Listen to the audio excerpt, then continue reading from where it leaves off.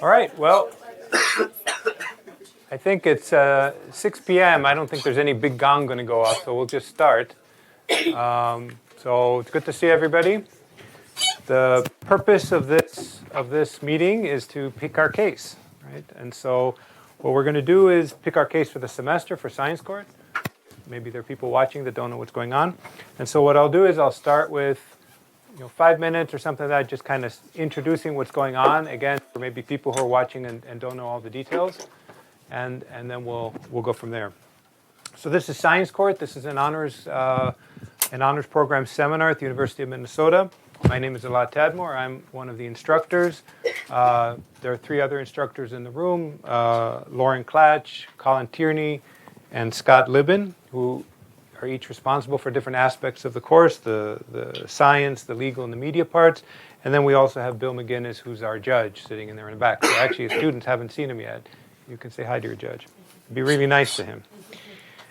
Okay, so what is SciCourt? SciCourt is an attempt to create a system for discussing, debating, and coming to some kind of resolution about controversial topics in a systematic way, and reducing polarization in the process, getting people that don't agree on things to talk to each other.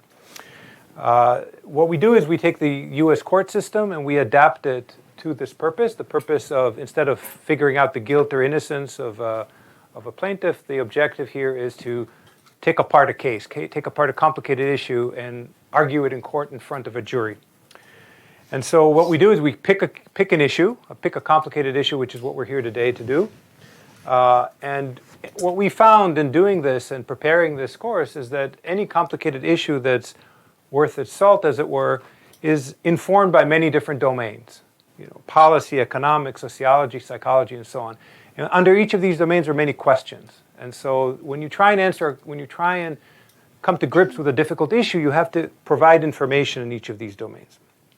And so once we've picked our case and we've identified the domains and questions, we spent a semester investigated in depth, trying to find solid scientific studies to answer the questions that we've uncovered under the domains. And then we argue those in front of a citizen jury that we recruit as part of this process. So if you're watching and you're interested, you can serve on the jury. Citizens are welcome and not just welcome, we need citizens to serve on the jury because those are the arbitrators at the end. Okay? So now while all this is going on, and that's what the science and legal teams are doing, there's a media team, which you can't actually see, but they're here in the side. They're taking pictures. And they're creating media that actually goes out to the public to inform everybody of what's going on. And so that's the media component on the side. All right, so now we have to pick a case, and we have certain criteria for the types of cases we can try. Not everything is good for SciCourt. And the criteria written there on this slide, it has to be important. Lots of people have to be interested in it. It has to be controversial. We're not really interested in tackling a case that everybody agrees on. Has to be popular so that there's a lot of interest in different groups about what the decision is. Complex is very important. It has to include, as I showed before, multiple domains that inform it. It can't be some kind of an open and cut case on some issue in biology or something. It really has to be informed by many different domains. Very important, again, it has to be balanced. We are looking for cases where there's good arguments on both sides. A case where the preponderance of the evidence is on one side and there's really nothing for the other side to argue is not a good case for us. And finally, it has to be something actionable. You want a case where what is being proposed is a clear-cut action by somebody specific, not some vague statement about the nature of the world or something like that. All right, and important to point out, despite the name of this project called SciCourt, the cases we deal with are not necessarily scientific issues. It's not like we're trying to argue about the grand unified theory or string theory or something like that. What we're actually trying to do is answer questions that are in the social and the political domain and the social domain that are informed by science in one way or another. That's our objective here. Okay, so now the definition of a SciCourt case involves 2 things. There's a case statement, which is broken down into 2 parts. A problem, what is the problem that we're trying to solve? And this has to be something that generally people agree is a problem. We don't want to debate the problem itself. And so, for example, university tuition has become prohibitive for many American families. I think most people would agree that that's the fact. And then there's a thesis, some proposal to fix the problem. And here the example is the tuition should be free for state residents at public institutions. That's a proposed remedy for the problem. So that's how we phrase a case. And then we have accompanying the case is a jury statement. The jury that we argue this in front of has to represent somebody that's relevant to the case. It's part of the case statement. And in this case, we would say, okay, the jury represents the interest of the U.S. citizens as a whole. But you can pick different juries depending on the case. And then what happens, so the science team is going to basically research these questions, the problem and the proposed thesis and so on. The legal team is responsible for coming up with what we call pro-ish, con-ish solutions. So, if the thesis is the tuition should be free, the pro-ish side would present some kind of a proposal along those lines. It's free, except maybe it deals with certain limitations of that or something like that, but primarily in the pro side. And the con team suggests an alternative proposal that addresses the problem, but without whatever the thesis is saying. So how can you deal with the fact that tuition is expensive without making it free, right? And those two balanced arguments is what the jury is deciding between. All right, so how we pick the case itself is that the students in the class, as I look out, I see 30 students here. The audience can't see them, but these students were divided into groups of 3 to 4, a mixture of liberal arts and science students. In fact, the class is about 50-50 liberal arts and science majors. And so they were divided into these groups, and each group pitched a case, an idea for a case. You can see little snapshots of them there pitching their cases a couple weeks ago. Then we voted on those cases, and the top 3 contenders, more or less, the top 3 contenders were selected as the finalists for what's happening today. And then the next 2 weeks, the students spent studying those 3 finalists in more detail, and today they're going to present what they found about those cases, and then we're going to vote at the end of this process to pick one of those 3. That's what we're here to do. So just to give you a quick background, the 3 cases that were proposed 2 weeks ago were carbon tax, legislation about carbon tax, mandatory vaccinations policy, single-use plastics, banning single-use plastics pharmaceutical drug pricing, automatic guns, regulation or banning of automatic guns, nuclear power, vehicle restrictions in cities, in particular in the Twin Cities, refugee quotas, meaning changing or modifying refugee quotas, and genetic augmentation. Those were the 9 pitches that were made to us. We picked 3 of those, and we're about to show you a video that describes which of the 3 were selected for this case. And I'm going to ask Grace O'Neill, who prepared that video, to come up and introduce it briefly. So, great. Maybe pick up the mic when you're talking. Mm-hmm. Hi everyone, so I just made a short video kind of talking about SciCourt, talking about all the cases that we did, and highlighting some of the amazing points that were brought forward in the 3 cases. So, without further ado. All right, just press any key and it'll go. Welcome to SciCourt at the University of Minnesota. This class gives students the space to depolarize an important public policy issue. The fact that these are actual issues that I can hold on to and walk outside and experience myself, So that's cool. 2 weeks ago, our class selected 3 possible topics, one of which will be voted through to the final debate. Pharmaceuticals. Raise your hand if you've ever had a prescription drug. See, that's almost everyone in this room. Nuclear power. The scope of this decision of whether or not to support nuclear power, yes, it includes factors related to environment, politics, economy, and all the other domains that we talked about. But beyond the short term, is it extends into how best to ensure the very survival of humanity. And personal vehicle restriction. Should the Twin Cities ban or restrict personal vehicle use in the metro area? For many, those topics are personal. I know that both of them have had a lot of fears about getting a job that has good insurance out of college. One of them really wants to go into nonprofit work, but is worried that she won't be able to do a job that she would really love because it might not have the benefits that she needs to be able to afford to live. And for some, they're even confusing. Does it become harder for people who commute to go to where they need to be because they can't use their vehicles?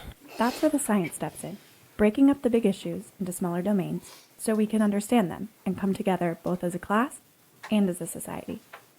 From the University of Minnesota, I'm Grace O'Neill. And this is SciCourt.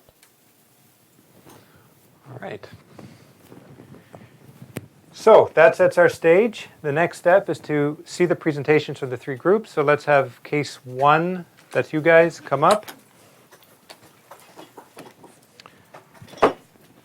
Now, as they're setting up, at the end of every case, there'll be a short discussion where people can ask questions.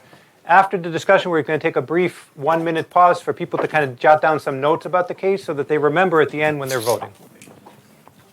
Okay?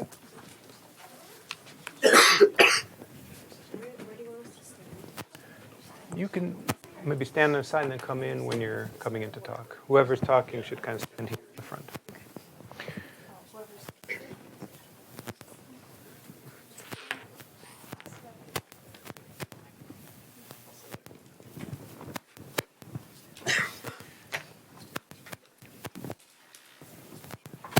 I'm not going to get over there.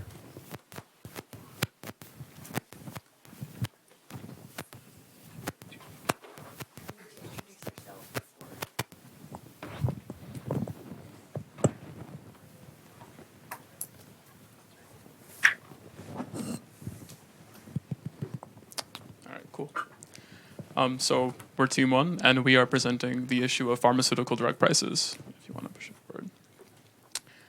So my name's Dominic Marticarina, and our case statement. So the problem is prescription drug prices present a barrier for affordable medications needed by people. And the thesis is that the U.S. federal government should enact legislation to regulate the pricing for general U.S. population. And we decided that the jury statement should represent the interests of the U.S. population. Hi, I'm Jennifer Holt. So the issue of pharmaceutical drug pricing in the U.S. is a very multifaceted issue, and it's really been brought to the national stage in discussion as of recently. And as you will see in the video that we are going to show you guys, there are a lot of parties that are involved within this issue, politicians, big pharma CEOs, the common Americans. So we just wanted to give you a little bit of a taste of what's at stake here.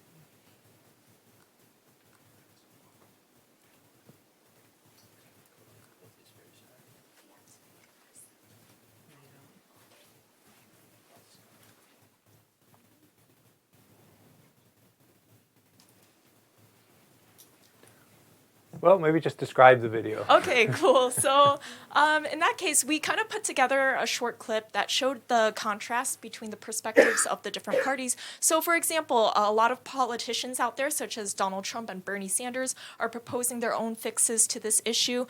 We had clips of common Americans, like a 19-year-old girl who can't afford her insulin and almost died and had to split medication with her father, or people who are surviving off of disability checks and receiving help from the government and they still can't afford medications. And we also had the perspectives of researchers from Harvard or big pharma CEOs who are saying that we need these high drug prices. So it really is a complex issue, and a lot of people have things to say about it, and we'll dig into why it is so important.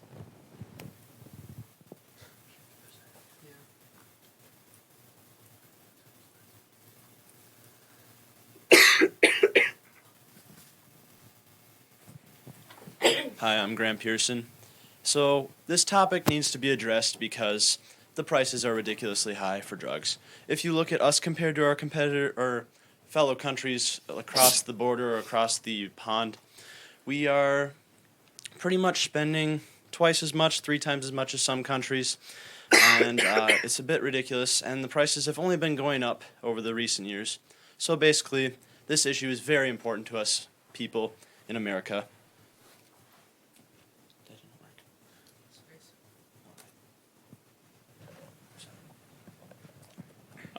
So one of the first domains that we're going to talk about is health. Essentially, the first thing when you think about this question is, how is it going to affect the health of Americans? And one of the first questions we asked would decreased drug prices increase opioid use and overdose deaths. So generally, we can see, and there will be a graph coming up shortly, but you'll see that an increase in opioid prescriptions linearly increases abuse. But fentanyl also exponentiates those abuse deaths, because when people tend to take opioids, they're not planning on overdosing on them, and the fentanyl doses are typically laced with higher than what they're expected they are to be. So from 2014 to 2017, shortly after fentanyl was introduced widely to the market, that's when the 70% overdose increase happened, when there was a very, very small increase in use overall. And we also, you can postulate that the high prices of anti-opioid drugs act as barriers for people who want to get away from opioid abuse. And this just kind of shows that there's, slight increases. From 1999 to 2017, you'll see that there's a four times increase in use or deaths. And there was also that increase in prescriptions, but the fentanyl introduction really skyrocketed the deaths. And then we also, you would expect that more healthy Americans would come out of this. And interestingly enough, the lack of prescription adherence kills 125,000 Americans annually. And these are, unreported tragedies, because it's very easy to see that people will die from insulin not taking them. It's very linear, but it takes a scientific study to determine whether or not adherence to a cancer drug or a heart attack drug killed a patient or not. And stress is causally linked to several chronic diseases, and that perpetuates more diseases as well. And just in 2004, 6 million people turned to alternative medicine because of the high costs of regular medicine, and that's essentially turning away from medicine.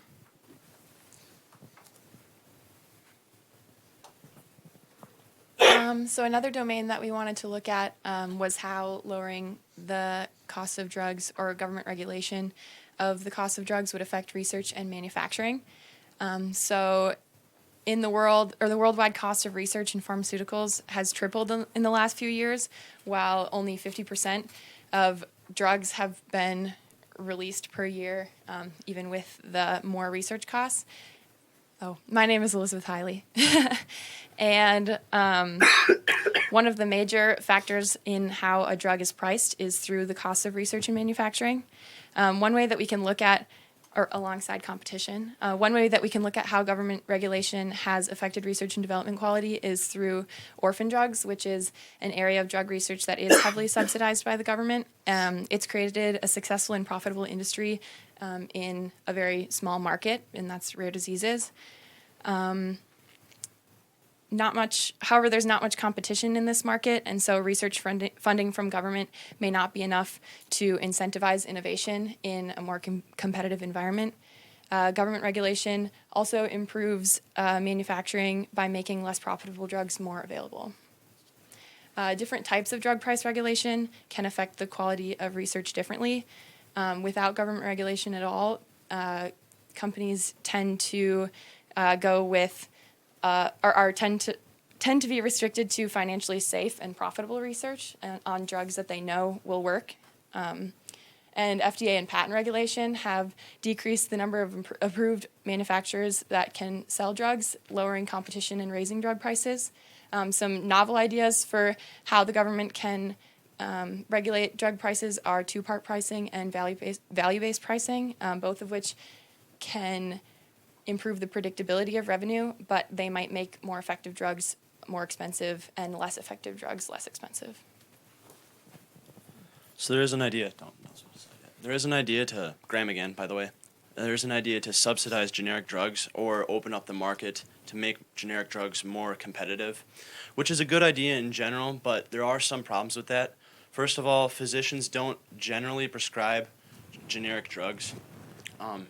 There's several factors that influence this. One of them is like pharmaceutical companies visiting the physicians and like giving them samples to test out, and then if their prescriptions they fill out, their promotions can be based upon that sometimes, so they're less likely to prescribe generics. Another factor in this is Medicare does actually use more generic drugs. Something like 90% in 2015 of their drugs that they used were lower cost generics. which just goes to show that there's pro and con to this side of generic drugs.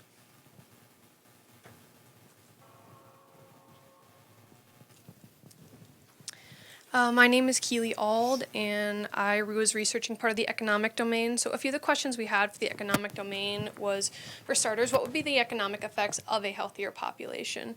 Well, to start off with, the amount of money that the world puts towards, well, one, paying for treatment for a bunch of different types of illnesses, but also the amount of money that they lose from people being affected by different types of illnesses, especially in terms of like lost labor costs and people not being able to do their best at their jobs when they're there. The biggest example I found of that was that in North America alone, the price of people with type 2 diabetes, like not being able to work in the labor industry, is a little less than $500 billion. And while that is for all of North America, the U.S. makes up about half of North America's population, which is a very substantial amount of money for us. The second question we had was, what would lower drug prices do to medical bankruptcy? So what we found on that was that medical bankruptcy in most studies done on it is most often caused by hospital stays and treatment costs that happen during hospital stays. So reducing medical bankruptcy would not necessarily happen based on just reducing pharmaceutical drug prices, because that is not the biggest cause of medical bankruptcy. And then finally, the cost of regulation on the taxpayers. So most studies from economic perspectives are against government regulations, talking about how the market can regulate itself and how for a lot of goods that are regulated, it ends up costing people who are in lower tax brackets, lower incomes, a higher percentage of their wages. So even if it does cost them less overall, it will still affect them more than it will people in a higher tax bracket. But we cannot say that that is for sure the case for the pharmaceutical drug market, because of, as we're going to now say, the pharmaceutical drug market is not necessarily one that acts like a normal economic market.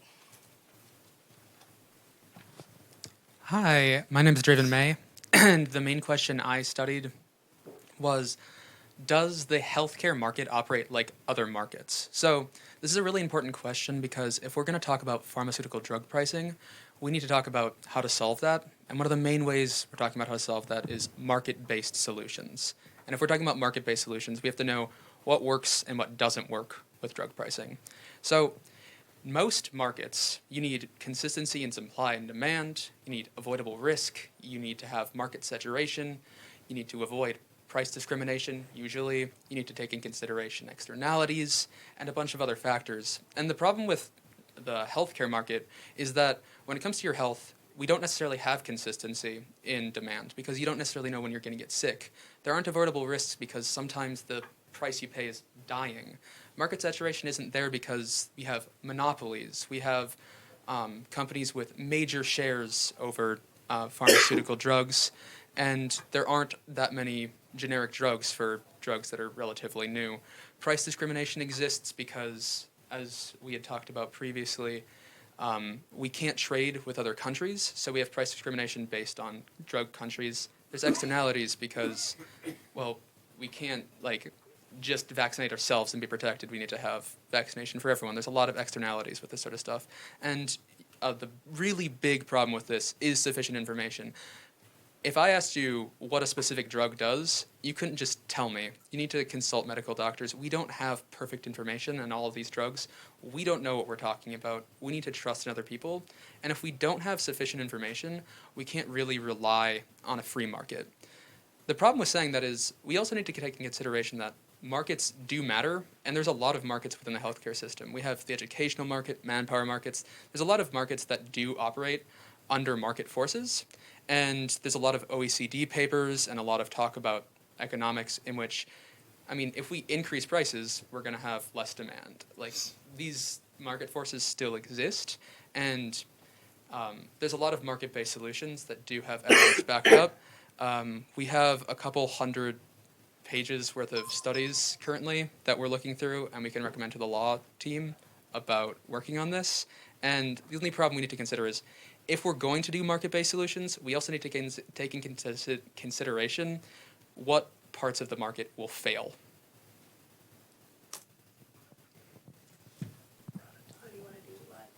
We have.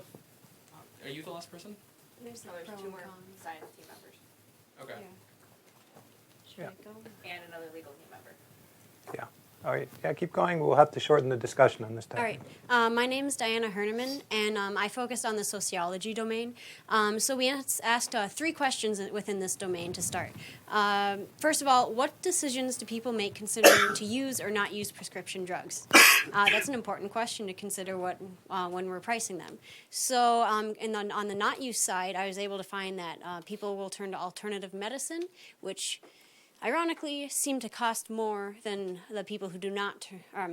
The people who do use alternative medicine spend more on prescriptions than those who do not use alternative medicine. Also, considering insurance tends to help people be able to afford their prescriptions, such as Medicare. And then also another point in this question is the misuse of prescription drugs. That was a category I found a lot of information on, such as more, and was previously discussed. So moving on to the next question in this domain, how does prescription access and use differ based on various ethnic, sociological situations? So what I found was that African Americans spend less on out-of-pocket health care than whites do, but they are also less healthy than whites, which is kind of concerning and points to factors that ethnicity does contribute to this issue. All right. And then finally, how are people reacting to this current system of pricing? Well, it provides financial stress. Some people are buying online, often from fake pharmacies, which is an issue considering the quality of prescriptions they obtain from there. I'm Sarah Whiteside, and as you can tell, we have a lot of information, and a lot of things we even touched on haven't been discussed. But essentially, through it all, and looking in the arguments that Jennifer will speak on shortly, that there are different sources that point throughout the domains. Like in health, you can see that there's a pro example where public health and prescription affordability would increase and public health would increase. But there's also con in that same domain where there's public health crises that are often linked to beginning in prescription drugs. So what happens when you make them more affordable? So there's a lot of information, and a lot of it leads us to looking into approaches on both ends of this issue. And here are a few of those ways. All right, so we're a bit pressed for time here, but I'll kind of give you a sense of the flavor, the different directions we could go.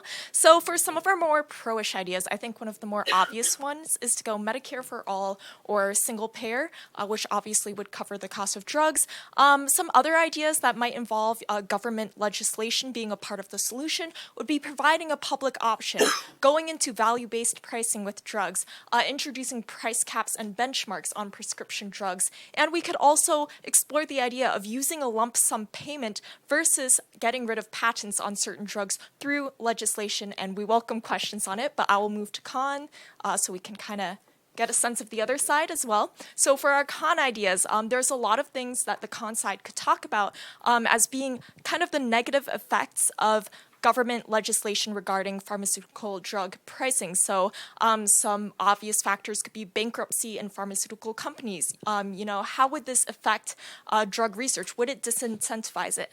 And then we also have a whole array of other options as well, such as maybe trying to open up the drug markets, get rid of legislation and regulations.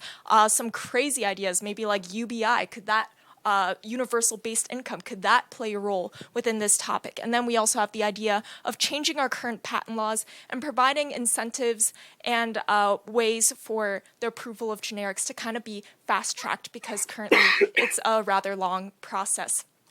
So as you saw from our science team, this is a very complex issue with a whole lot to talk about, and we appreciate any questions that you might have about this topic.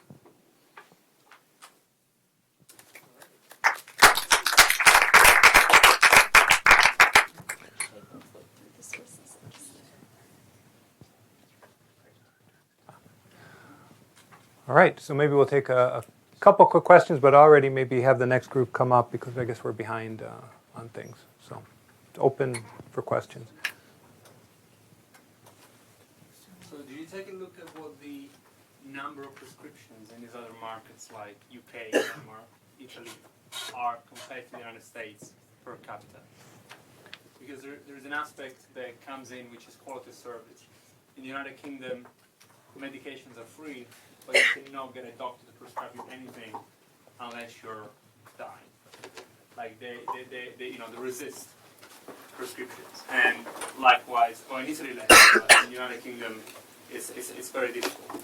Well, in the United States, they're very prone to prescribing medications to their patients because it's somewhat profitable for them to do it.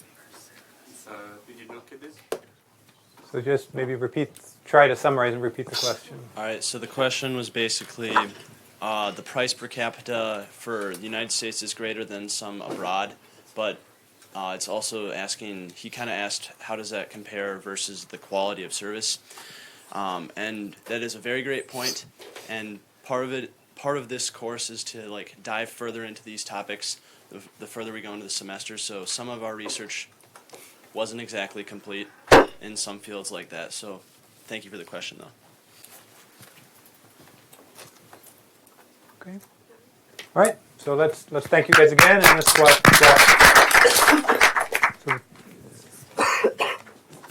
So take while they're swapping, maybe do your grading. Grade your sheets.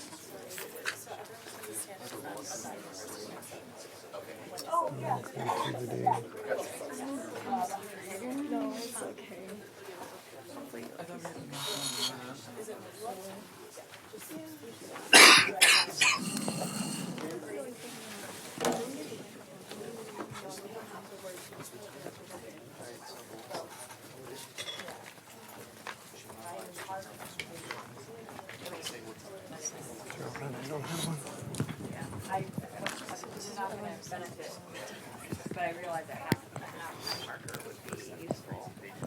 So that's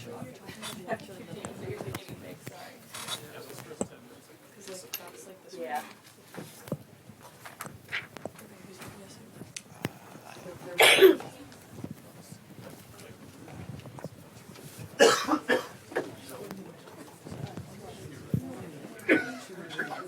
Okay, you're gonna get a 6, a 2, a 1, and 30 seconds, okay? So plan accordingly, so everyone talks. Okay. Give me 1 second.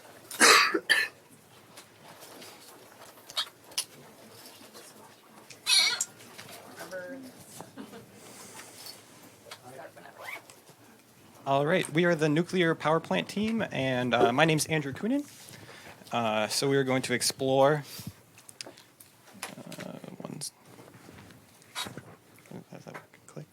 There we go. All right, so we're going to explore the problem of nuclear power, which is a clean, sustainable, and highly efficient source of energy, but it is quite relatively underutilized in the U.S. And our thesis, our proposed solution, is that the U.S. government should increase funding for the development and construction of nuclear power plants with the aim of significantly increase nuclear power use. And the jury will represent the interests of the entire U.S. population. So we're going to talk a little bit about why this is a good SciCourt case. First of all, it is very important. The energy dilemma in the world is not only pressing in the United States, but also our entire world. The United States government refers to it as a growing problem, as a crisis, and obviously we need to take action to combat the growing threat of climate change, pollution, and lack of sufficient energy. Our case is also very controversial. Nuclear energy has high potential to be a very good resource for energy for us, but because of its past weaponization, it is feared by many in investing in it.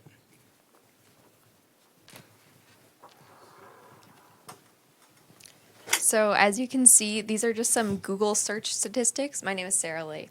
And these are just from the past week. If any of you have seen the news, you've seen a lot about climate strikes and the issue of climate change. So this is a really important solution that should be considered, and it is certainly popular right now considering the current discourse. Okay, Okay, there's also, I'm Ayush Ram. It's also quite a complex case. There are quite a few domains that can be addressed. So one of them is the environmental side. So looking into what are the immediate environmental effects of all of the different stages of nuclear power, as well as comparing the environmental effects between different types of power. There's also the health and safety domain, which looks into human exposure to nuclear plants and as well as the workers. We have the science domain, which looks into scientific advancements as a result of this, as well as if scientists can make nuclear power as a whole more effective. We also have the economics domain, which looks into costs of operating the nuclear power plants, as well as how it affects the U.S. economy to have a decreased dependency on fossil fuels. We also looked into social psychology, which looks into the sociological implications of nuclear power plants, as well as the general opinion. And then for our last two domains, the legal team researched a bit more into them for foreign policy and national security. So that brings us to the research findings for the science team. So I researched the environmental science domain, which really, once again, looked into all of the immediate environmental impacts of the various stages of nuclear power, as well as comparing it to comparing it to alternative energy sources. So just a brief overview of the different stages of operation. We've got the construction of the plants itself. We've got the mining and refining. And we've also got reprocessing and decommissioning. So what I looked into mainly was all the stages besides decommissioning. And just a brief overview of what you can see on the right side. There's most of the carbon dioxide or greenhouse gas emissions came from the mining stage, whereas a lot of the impacts on the water came mostly from the process, like the actual operation of the plant. So looking into construction, a lot of the environmental impacts from construction arise mainly from greenhouse gas emissions alone. And as you saw before, the mining and milling stages created a lot more emissions. If you look into the land requirements, then it has low land requirements overall, but for nuclear waste, some of that land is needed for thousands of years, and I'll talk about that a bit later too. So looking into the more important aspect of the environmental impact, which comes from the mining and milling process. So nearly half of mines globally uses in situ leaching, which does not produce major ground disturbances. However, these mining processes do create a lot of gas emissions, and there are negative effects based off of that. So three of the main things are acidification, photochemical ozone creation, and eutrophication potential. So acidification just disrupts the pH and harms the overall environment and ecosystems. Ozone creation just creates ozone in the at ground level, which is harmful to crops, humans, and animals. And then eutrophication potential can enrich nutrients excessively and damage crops, animals, and growth.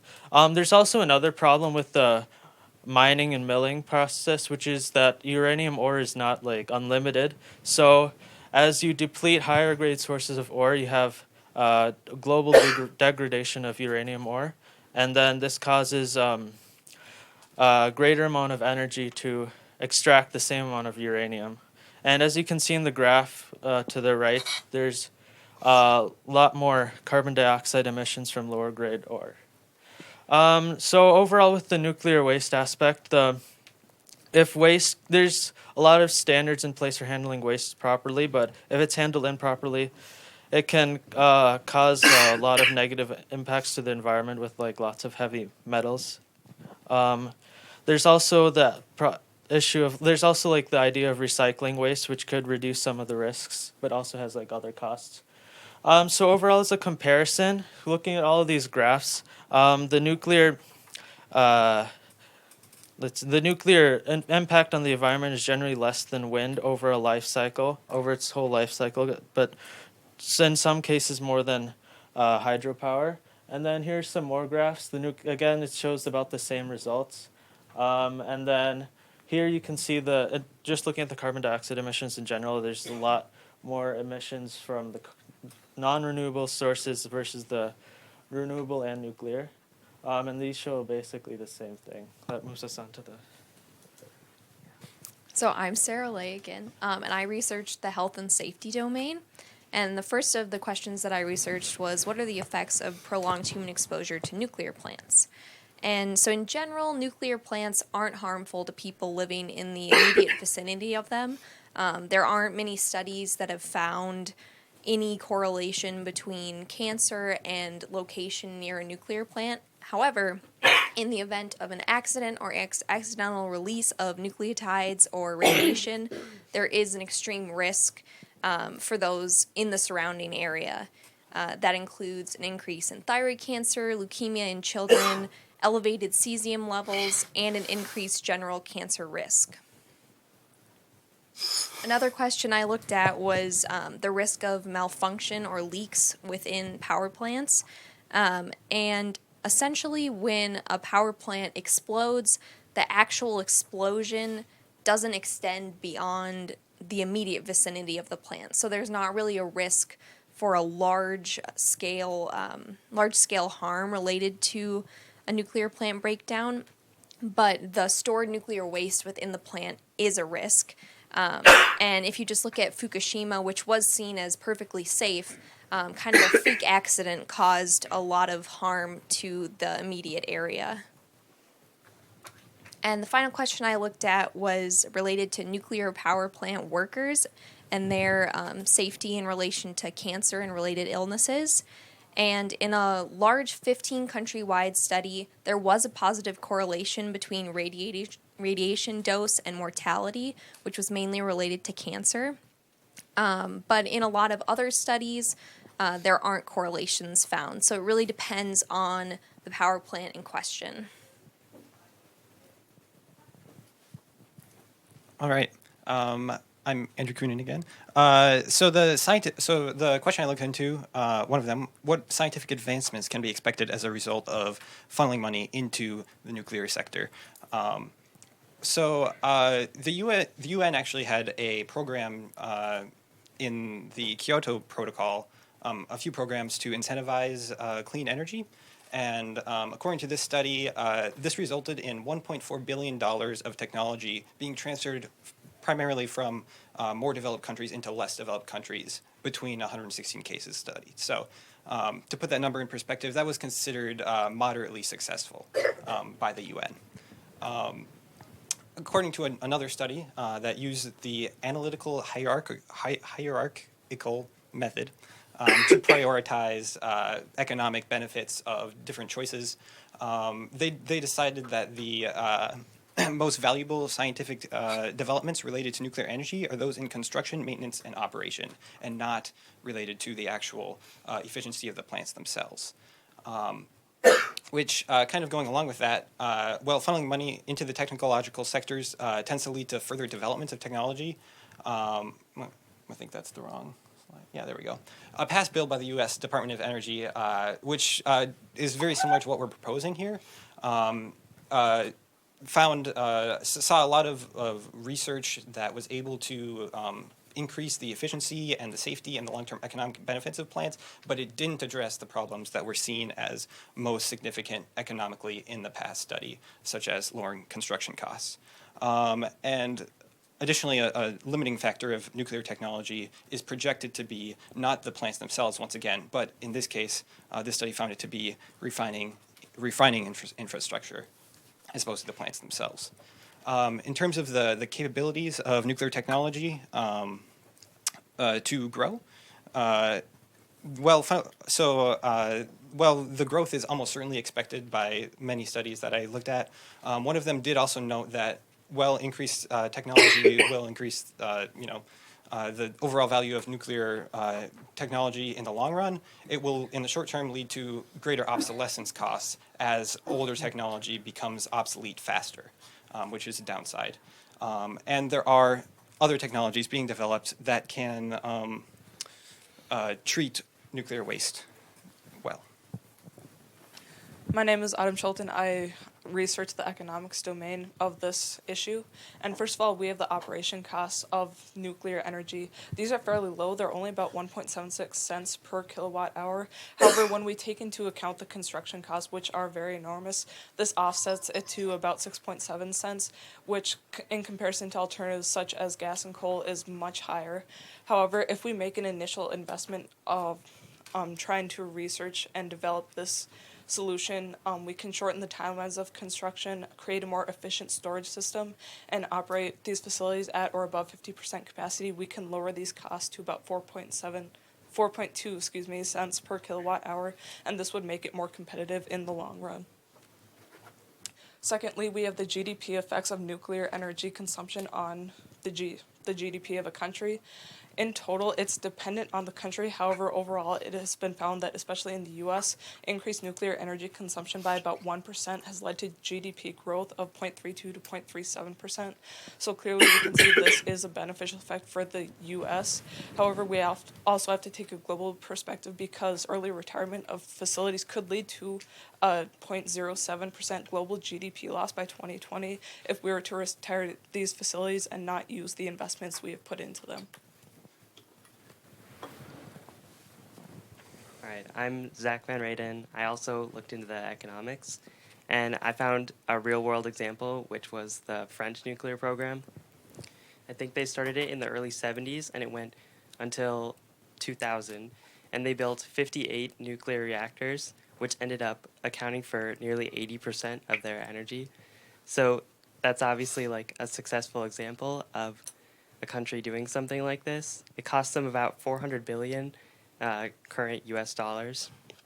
And then I found some alternatives to the traditional light water reactor, which were smaller modular reactors. These are a little bit more expensive, but they're much safer, so there's less health concerns with them, and they're more versatile. They can be used for like smaller facilities that don't quite need as much energy as an entire country would. Some of the issues with the economics is that if we were to implement a nationwide nuclear program, we'd want them to be safe. And in the origins of the nuclear programs, prices like rapidly increased as they discovered more and more safety concerns. So that's likely to continue if we wanted to make sure they were safe enough to be used on a countrywide level. And then nuclear programs also have large capital investment costs, which tend to outweigh the long-term economic benefits over conventional or non-renewable sources.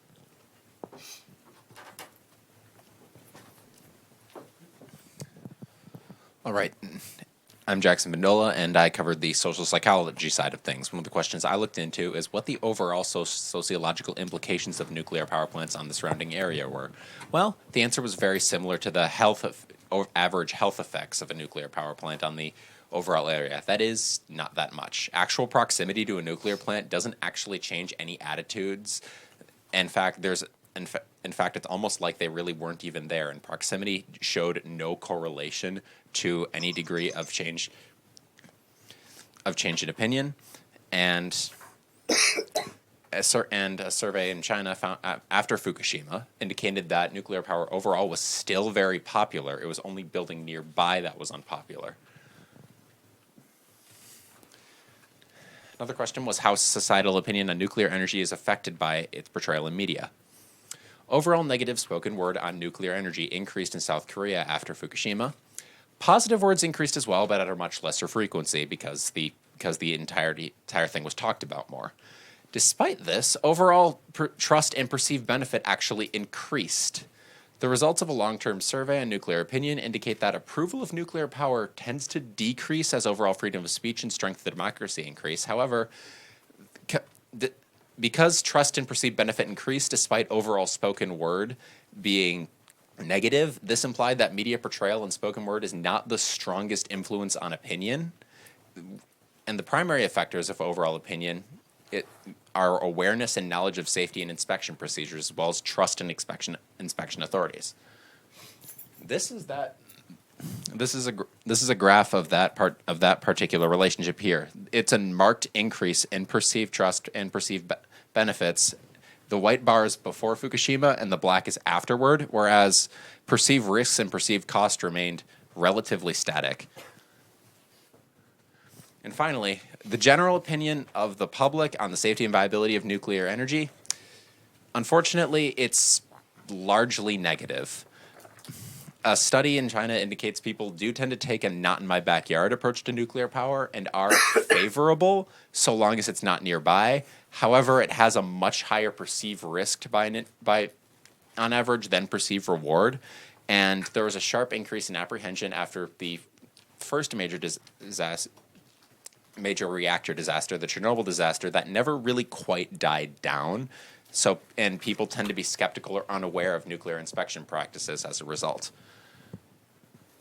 So in conclusion, people tend to take a not-in-my-backyard approach and typically respond well so long as it isn't nearby. Media portrayal and overall freedom of speech are a consistent negative influence on opinion, but awareness and trust in the process overpower this influence. People who have about the same opinion on nuclear power as they do on coal. People who live near nuclear power plants do not have different views or opinions, implying that actually living near one doesn't really affect much. And while Chernobyl reduced public confidence, Fukushima somehow increased it. And most people expressed a lack of knowledge that could be combated with further education and media campaigns.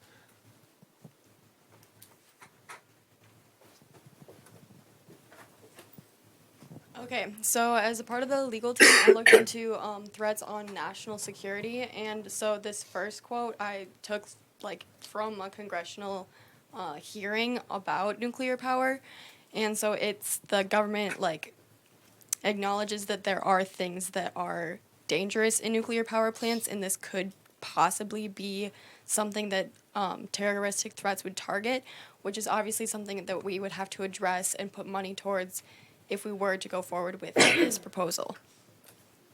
And then I also looked into foreign policy, and if we stray away from fossil fuels, coal, and things like that, then that's obviously going to change our economic and other sorts of relations with the places that we get fuel from, like Venezuela, Saudi Arabia, places like that. And so if we give up, or if we take away their end of the bargain, do we still have to keep up ours? How is that going to change things? Is that going to make people angry? So that's also something that we would have to address.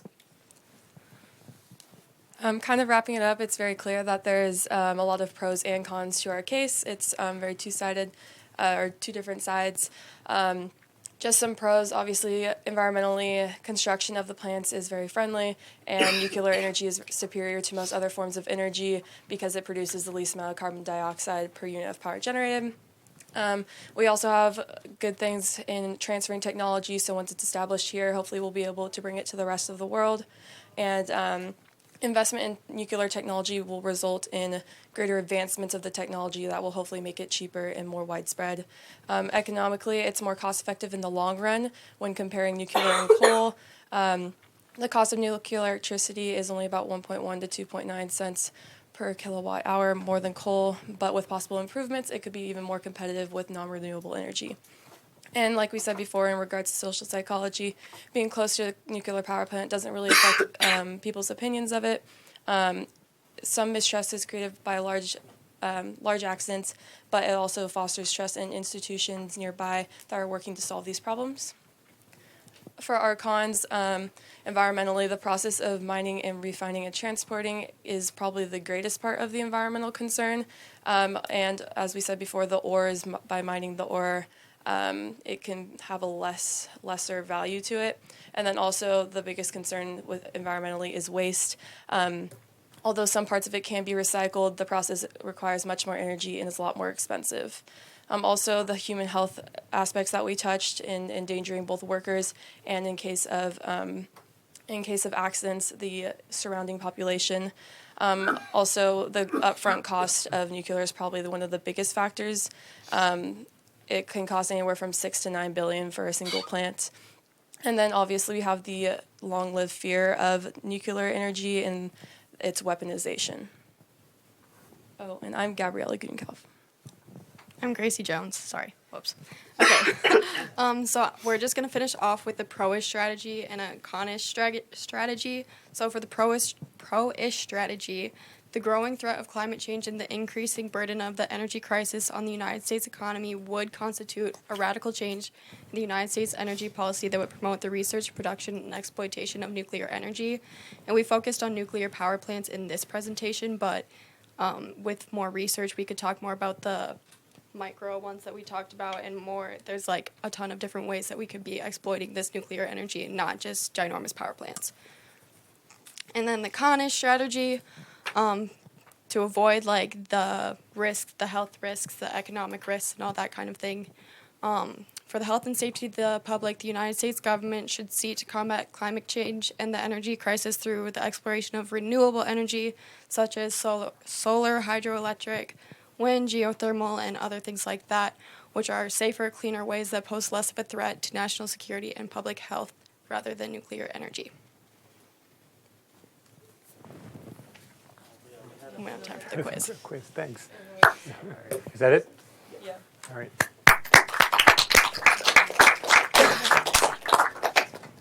you have the hierarchy or no?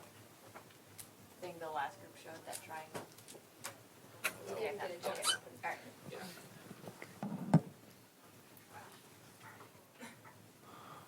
All right. So this is kind of from a con-ish approach, but as far as addressing the health domains, economic domains, and safety domains, how does other forms of renewable energy like solar energy or wind energy or anything like that, what are the benefits of nuclear energy over those domains? Well, we kind of talked about this when we went over, it, but solar energy, like solar panels, can actually, like, they take so much energy and resources to build, so it takes like 25 years, I think we said, to get the energy out of what you put in. And so, like, some of those are a lot more, like, like, they seem like they're a lot better, and nuclear power is just so much faster, and, like, if climate change really is as pressing as we think it is, it would work so much faster and more efficient than a lot of the renewable energy ways, because they just take so much time to work. All right, let's start swapping. So we're already a little bit behind. Thank you again.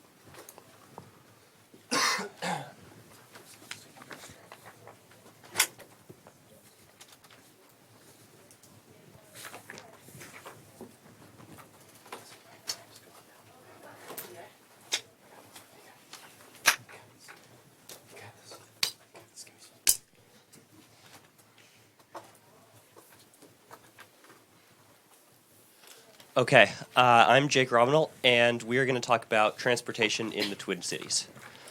So the problem that we identified was that there is excessive transportation in the Twin Cities, Minneapolis and St. Paul, which adversely affects the quality of life and health of the citizens and visitors to the cities. Our thesis is that the Twin Cities should restrict personal vehicle use in the metro area by limiting the times these vehicles can be used. And our jury statement is that the jury will be made up of individuals who live in and commute to the Twin Cities metro area. My name is Jacob Muth, and this issue is very important because it deals with a variety of topics, including the environment, public health, safety and security, sustainability, and daily living. And while this isn't necessarily a global or even an issue that's a problem across the entire United States, it still affects around 3.3 million people and is a major issue in most big cities around the world today. So it's something that should be addressed and is very important in many people's daily lives. And then this issue is popular, a lot of it because it deals with climate change, which has been a huge issue recently, as the last group has mentioned. The climate strikes around the world are just another sign that this is an increasingly popular issue that needs to be addressed at both an international, national, and even at a city level. And this also deals with a personal rights versus almost going for the greater good in this regard, if we're going to take away the ability of people to use their vehicles in hopes of protecting the environment for a period of time. So getting into that debate as well also makes this a popular issue, because there are people who would like to have their vehicles for themselves, but there are those who are also pushing for the fact that we might have to give up some things in order to push back climate change. I'm Corey Skrypak. So basically, we said it was controversial because it's a matter of global policy and climate change, but it's also kind of an issue of your own personal freedoms and rights. And then even within that, it's controversial between how to properly solve this, because there's like about 1 million different models and policies across the world being tested. And then it's complex because it talks about a variety of domains, because it affects just about everything in daily life. And then there's a lot of competing models and policies, as I just kind of said. So let's talk economics.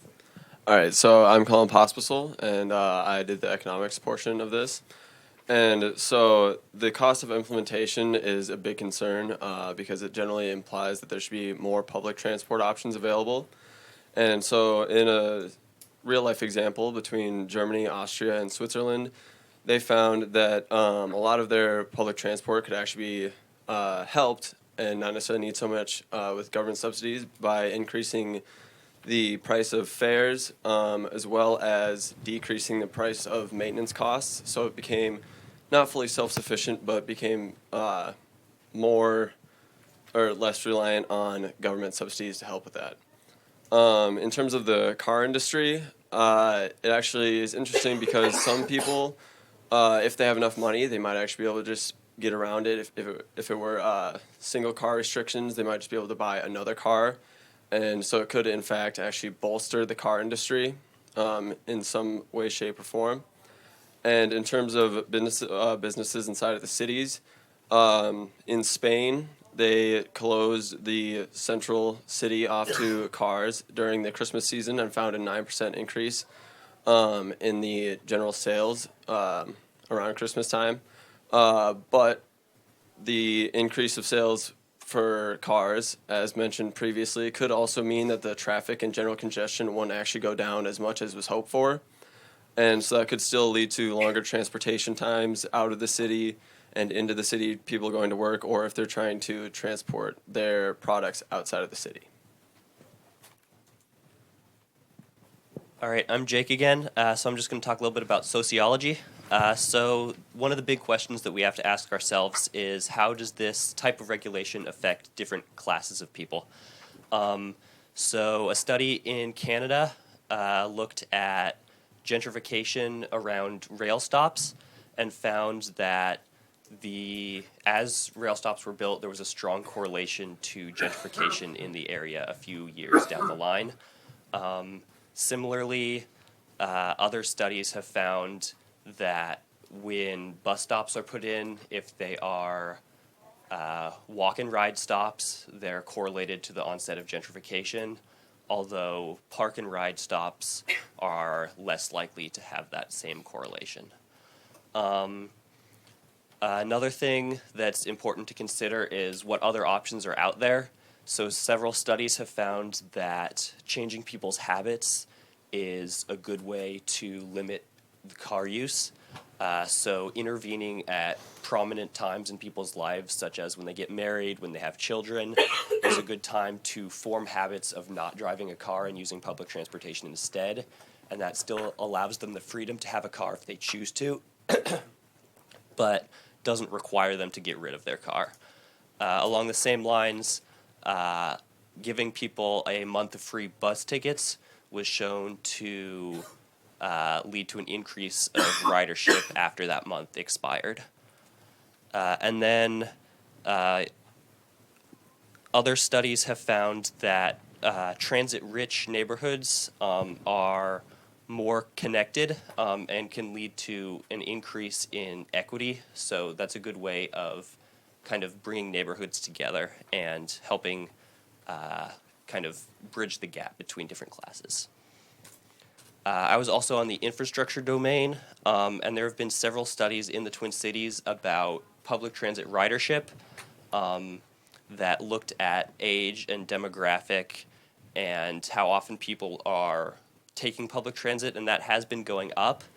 And there are plans to increase. There's a lot of new buses that are being put in, but if we limited personal vehicles, we would have to invest more in public transit.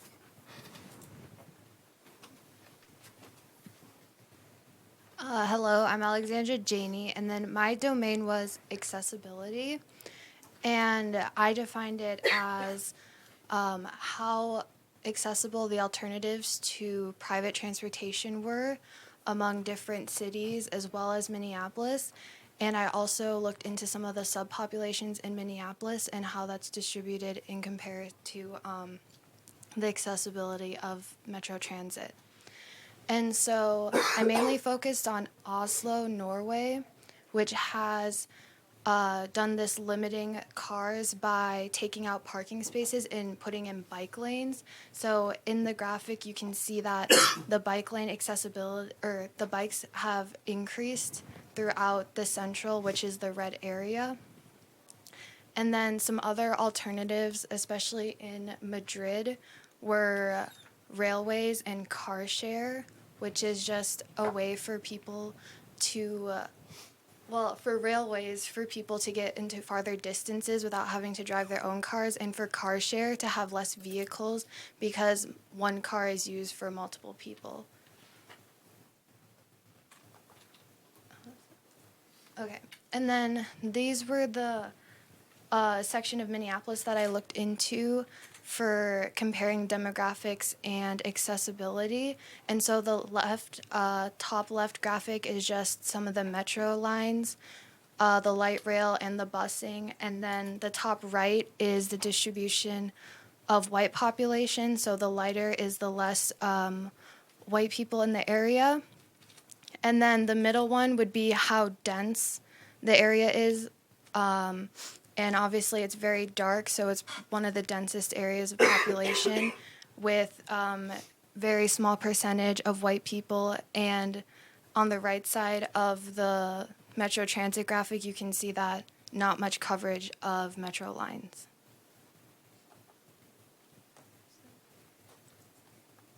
All right, so good evening, everybody. I'm Dimitri Case. Looked in a little bit of health, right, that domain. So pedestrianization, we know that Germany and Netherlands we found out, are huge pedestrianized nations, right? Like the culture of pedestrianization there is huge.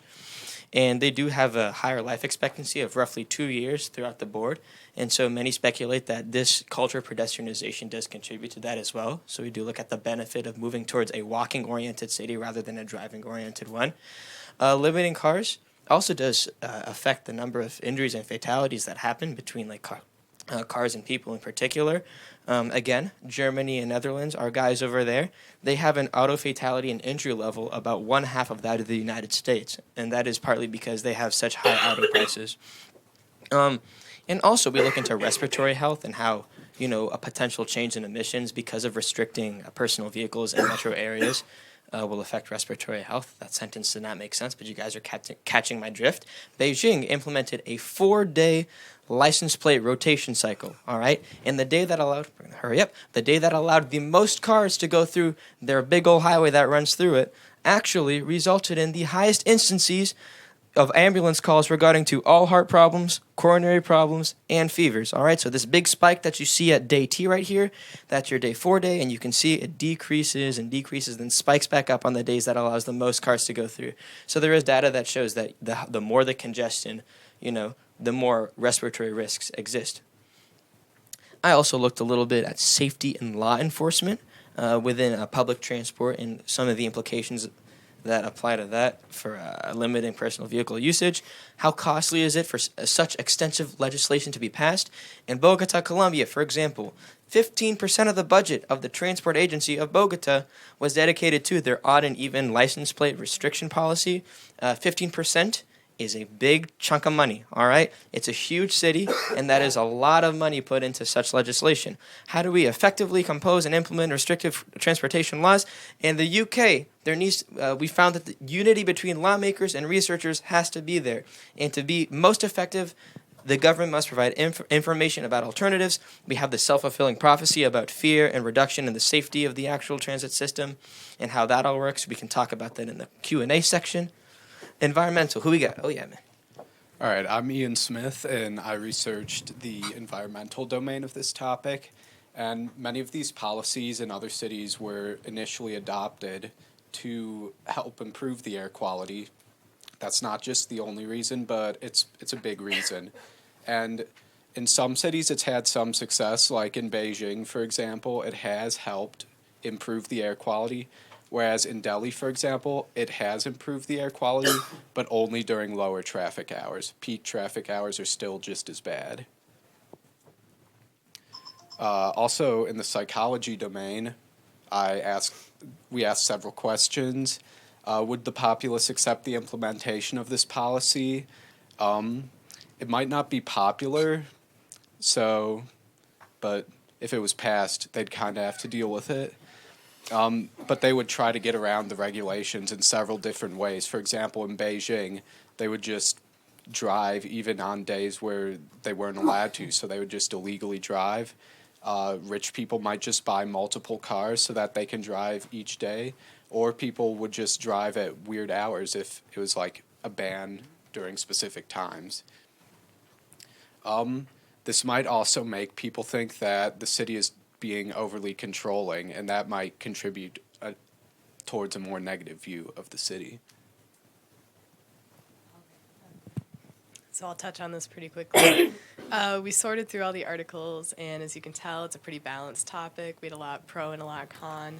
And, I mean, this is based off of just kind of what we saw as the main arguments, because on the pro side, it's like the supporting factors of increased air quality, better economics, and just an overall public health improvement due to more pedestrianism.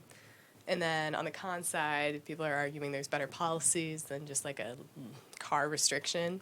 By encouraging other people, they're saying maybe gentrification is causing an issue, and that's the result of the economic improvement.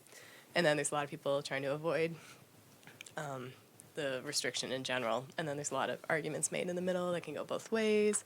And there's a lot of maps and stuff to consider also. All right, so I'll finish off with some basic strategies for both the pro and the con side. So the pro-ish strategy would be that a limit on the times that personal vehicles can be used would lead to increased air quality, increase the health of public transit, and then also benefit the city and its residents in health aspects and also economically. The con strategy is probably going to push that greater infrastructure changes would be more popular than what we're suggesting and would bring about the same benefits. It'd be up to them to prove that, though. And then we have our sources.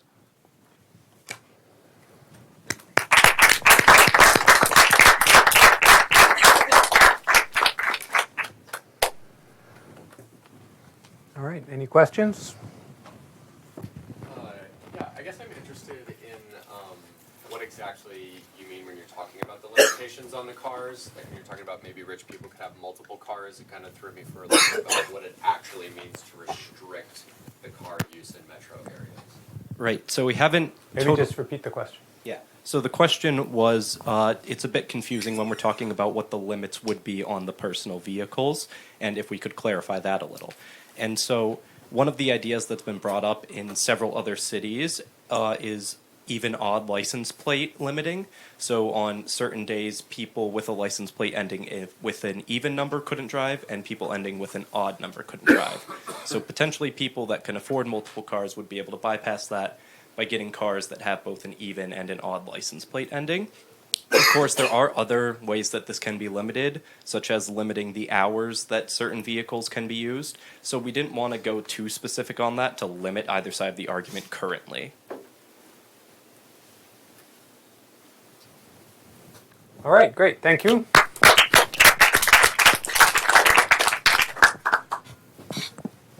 All right, so that brings us to the vote. So Where's the, If you care about your quantitative data, you can add it up and kind of compare and make your ranking. right. All right, so for people that are watching this remotely, watching through the internet, I'm going to put a link online. For the students in the class, Lauren is going to write it on the board over there. Welcome to. Okay, so, the students can ignore, but audience members, so Stefano and Luke, you can use this link, and people at home can use this link that you see, z.umn.edu/4nu8, and students use the one that's written on the board there on the side.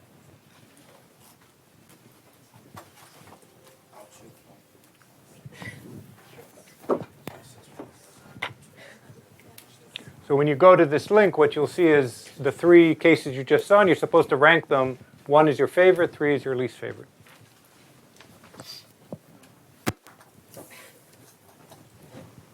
You go to that one.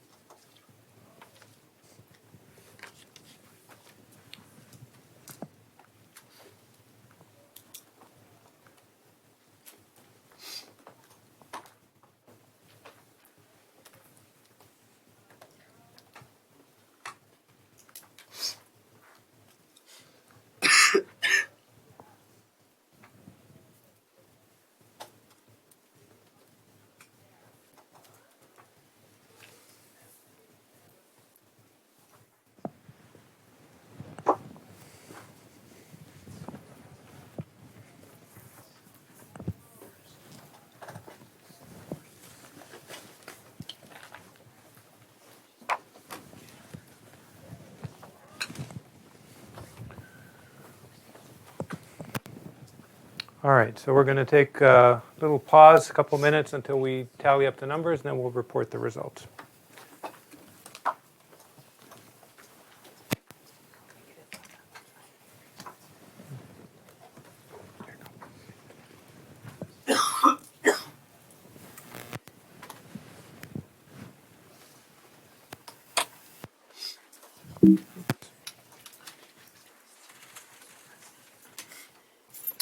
That was not my intention.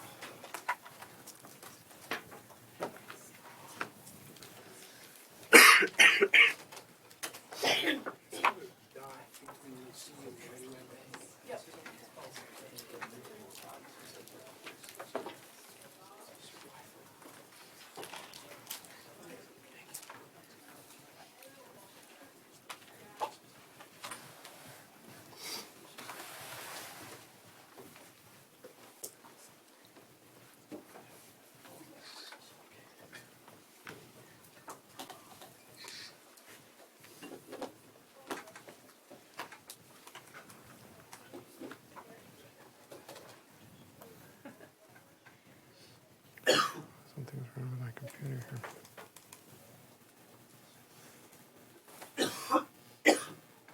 You already ended this, so long enough time.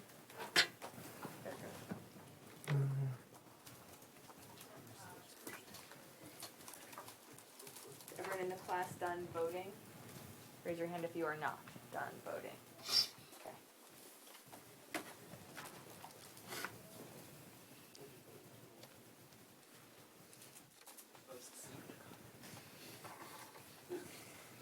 Okay.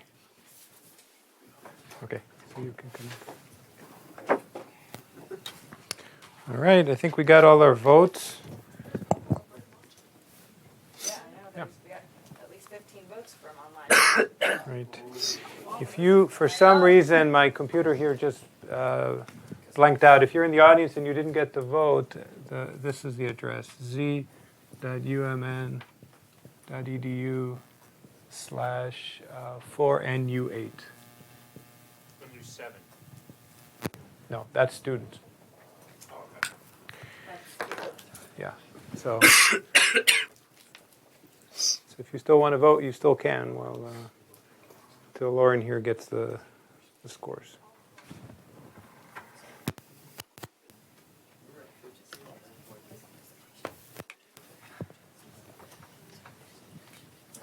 We're 20 minutes late.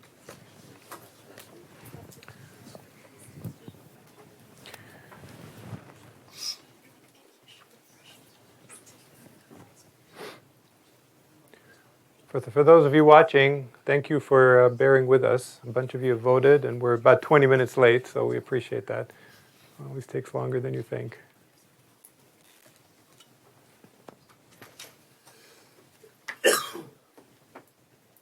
Okay, some of you have submitted something blank, which probably means you never clicked on this, the options to give them a number next to them. So if you remember that you submitted the submission without seeing a number, do it again, okay? If you remember dragging and dropping, you're fine. You have data. There are, I'd say, about 3 of you that you saw the random order of the presentation of the options and just hit submit because they looked good to you, but you have to have numbers if you're next to them. Does everyone understand that? Yeah? Okay. I'll wait. I see. So if the initial ordering happened to look good to you, They and just said, yep. okay.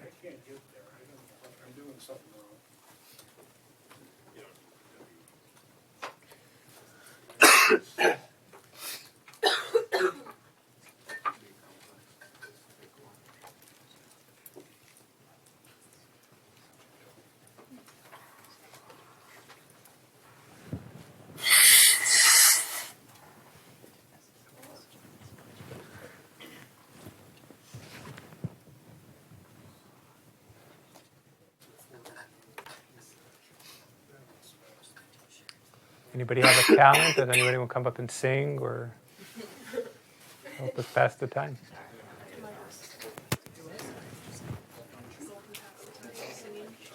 Juggling?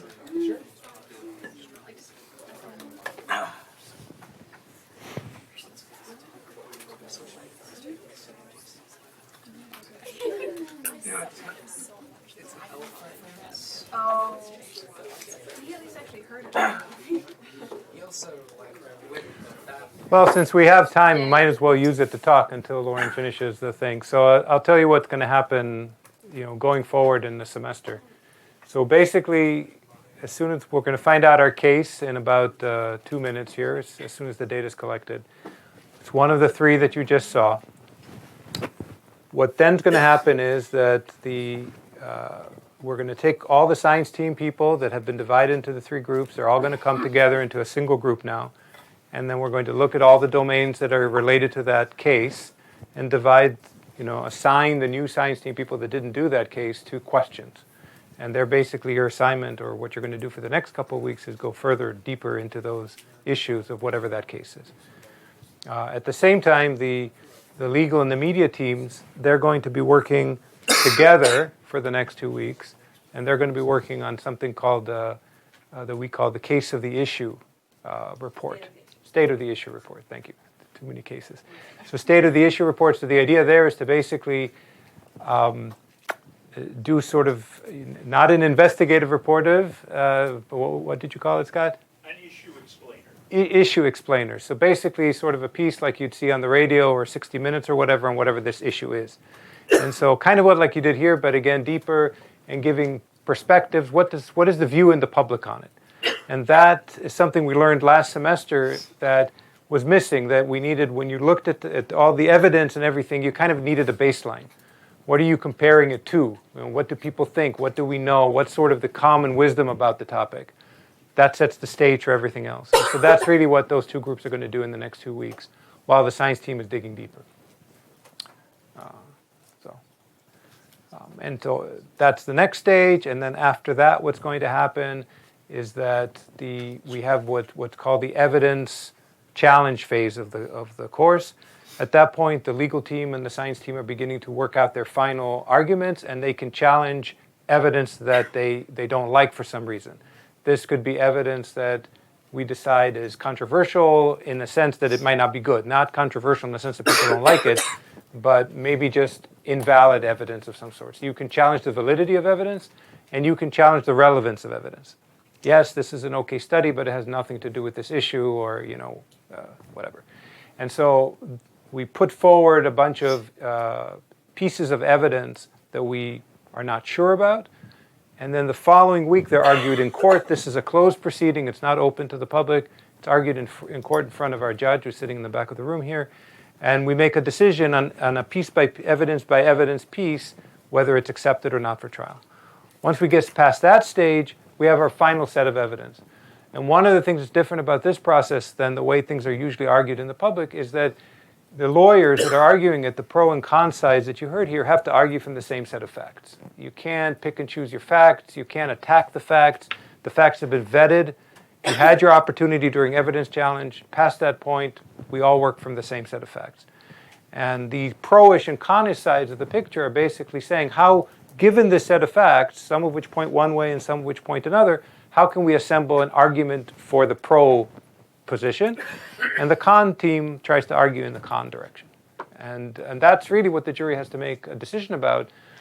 And one of the things that, when I talk about this with liberal arts colleagues, is they say, well, getting the evidence is not enough, right? And we completely agree with that. The science team brings the evidence forward.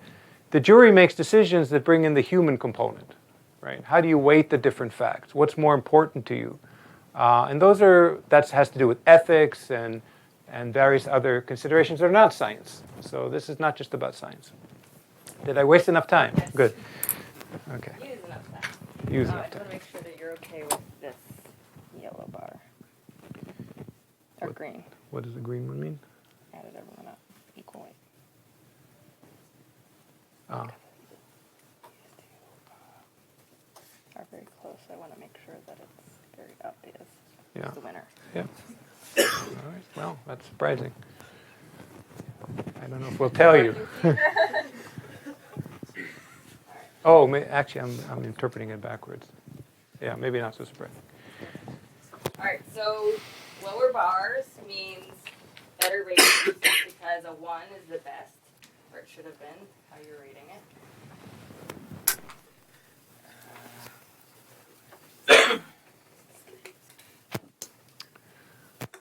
How many people voted? I can tell you that in a second. Besides the class. Say it again? Can you see? Oh, no, you can't. So 30 people voted for the class. Should have been a little bit more than that, but it is what it is. And then this many people, 2, 4, 6, 8, 10, 12, 13 people voted with actual data, because there were some blanks from the audience. And so we've got nuclear power first. They had the lowest rating, as you can see with the everyone green bar, which means just all class members, everyone in here, as well as audience members added together. They had the lowest rank, average rank, meaning closest to 1, meaning closest to the best. And a close second, by the way, this is a very close race. Close second is pharma, and third is transportation, or cars. So our final case is nuclear power. You guys excited? All right. Okay. So just like in Grace's movie, we're going to save humanity, right? What was the quote? There you go. Bring society together. All right. Yeah, bring society together. Well, thank you. That ends the public streaming part of the session, and now we have some class business to deal with. So, actually, I don't know how to turn off the streaming. So. Maybe if people are going to watch the class stuff too. So, but if there's an operator out there, you can turn it off. All right. Okay. So then, so first, interesting result. What's that? It's still going on? Okay. So, interesting result. I mean, how do people feel about that? Anybody want to have anything to say about that? Oh, yeah. One team is happy. Okay. All right. So there's always a little bit of a transition when this happens, right? Because all these other groups have just been spending all this time on another topic, and suddenly they have to shift to a new topic. It goes away, that feeling. There's an initial kind of feeling, oh, I spent all this time studying this, and now I have to move to another topic. But we have to pick a case, and the case we pick, as you see, we go through a process to try and find one that is going to be the best, best. What's the word I'm looking for? The best thing for us to study over the next semester. And you've all learned a lot this week, I could tell, or in the last 2 weeks. Yeah. Learning how to research different databases, learning that there are all these different disciplines that have their own unique databases out there. I mean, you can tell you guys really spent a lot of time thinking about how to operationalize your research questions, so you did a good job with that. So even if you are, going to research a new topic this week and for the next, foreseeable future, you've learned a lot already on your different cases. So good job with that. All right, so what we need to do today, there are two things we need to do before you guys are free. But first of all, before Luke goes, I just want to introduce him. That's Luke Diamond.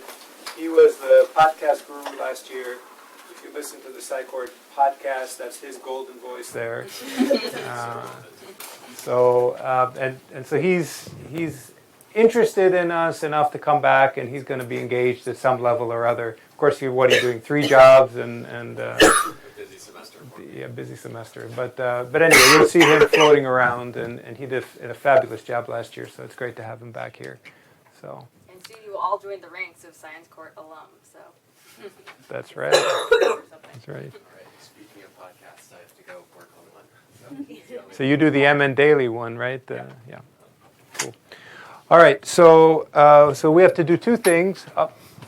Yeah. And we have a visitor from the Chemical Engineering Material Science Department, Stefano. Thank you for coming. Yeah. Well, see, this is what happens when you come. You get applause. See you later. All right, so we have to do 2 things. We have to assign the SciCourt people to their new domains and so on, because there's a bunch of new people just coming in. So we're going to put up a case review and put people's names next to things like we had done and see if there are new questions.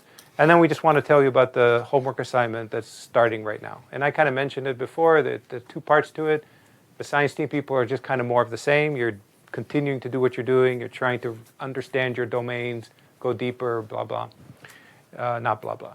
Go deeper and understand them, you know what I mean?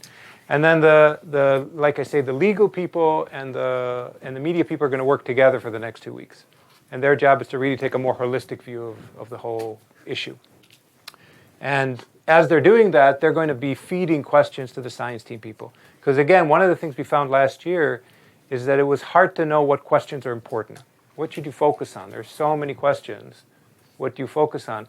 And really, science team people, by themselves in front of a computer researching are kind of thinking very limited. They're thinking about their domains. You need somebody thinking, well, how am I going to make an argument out of this, pro, con, and so on, right? And that's really Colin and his legal team is going to do that. So you guys have to help the science team people, tell them what's important to you. I want to make my case like this. This is a really important question. Can somebody study it? Okay. So for some reason, my computer is not cooperating. So if you want to come up and put the case review up.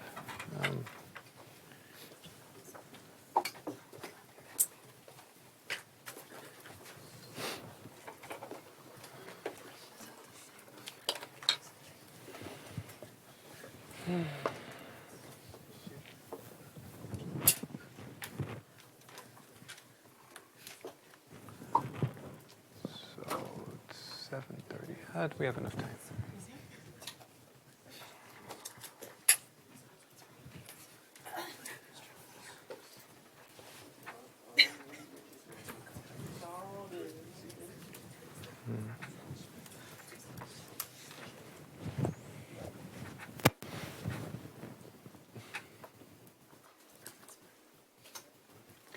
So actually, while Lauren is setting up, one of the things that was also on our agenda was to get an update from the communications team on what you guys have been doing to generate an audience. It sounds like we had about at least 15 people voted. We'll get different numbers later from the YouTube thing about how many people actually watched it.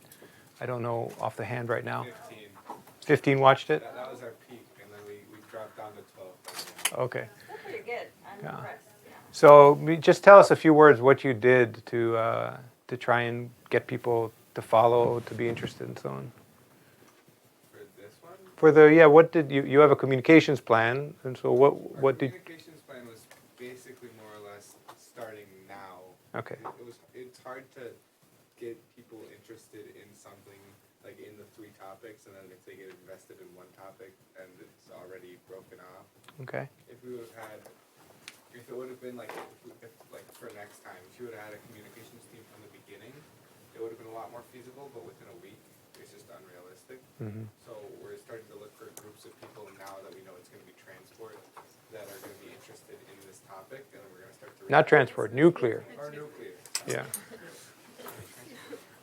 We want the communication team on message. So, yeah. We're gonna look into like some different like activism groups too, and maybe reach out to them. Mm-hmm. Like I know Scott mentioned the Citizens League as a possible contact, so we can try and get in contact with them. Mm-hmm. Shout out, I don't know who did it, but someone got it on the honors newsletter today. Oh, yesterday. yeah, I saw that. So that was cool. Whoever did that, I don't know. Yeah, I did that. Oh. I have I know my 6, 7 community media people on campus, and I let them know about these things. And, so yeah.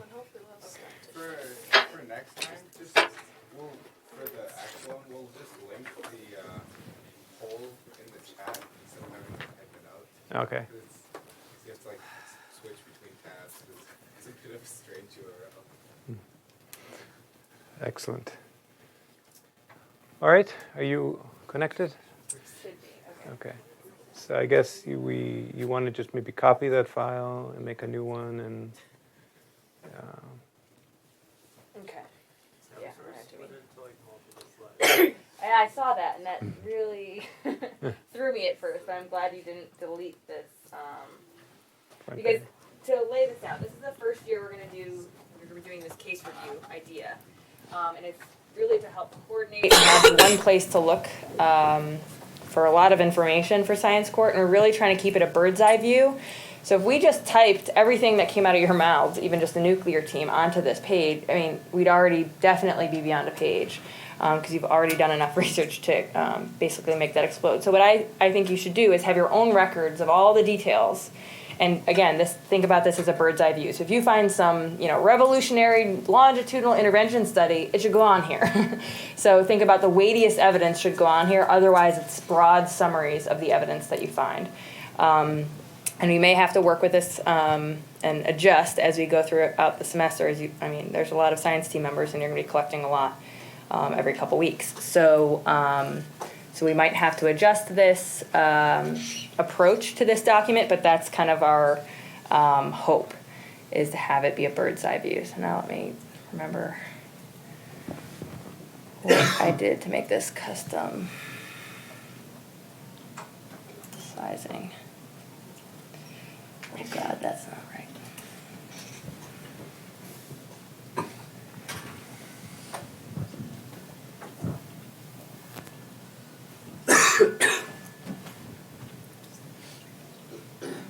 Okay.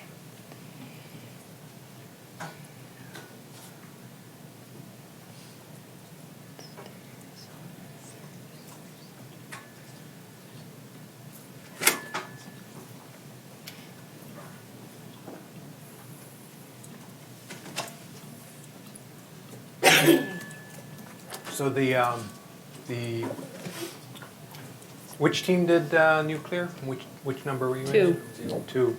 Did you guys keep this document up to date? Did you add questions to it? And We added a few questions. Most of it was like on our separate slides.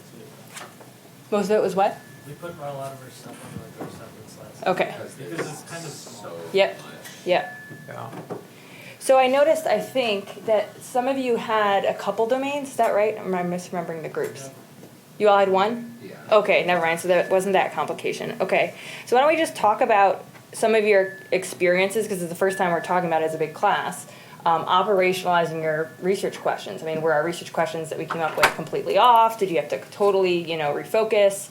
And then in general, did you feel like you did a breadth kind of, try to get a source or two for each question that was in your domain, or did you really drill down? Just kind of talk about your experience with that, so that we know how much there is per domain, so we can start allocating to different science team members. So why don't we start with Ayush? Okay, so what I found is that there are a lot of different studies about the overall life cycle of the nuclear power plant, and those really covered all three of the questions, or all three of the different, basically all four of the questions in one study. So I found interesting. A lot of studies that answered all four of the questions, as well as I'm not even wearing one. Oh, this one? Let's do that one. I'm muted the whole time. there were quite a few sources, I feel. I found a few meta-analyses that did link to a bunch of sources that were all in a different language other than English. Yeah. But overall, there was a lot of sources I could find. For the most part, I tried narrowing it down to a few of the most cited ones instead. Okay. So it's definitely a robust domain where there either could be one or two people on it. It's kind of what you're thinking. What I'm gleaning from what you're saying. How many people do you Yeah. There's 17 science team members? I have my something like that. 17, I think, yeah. That binder.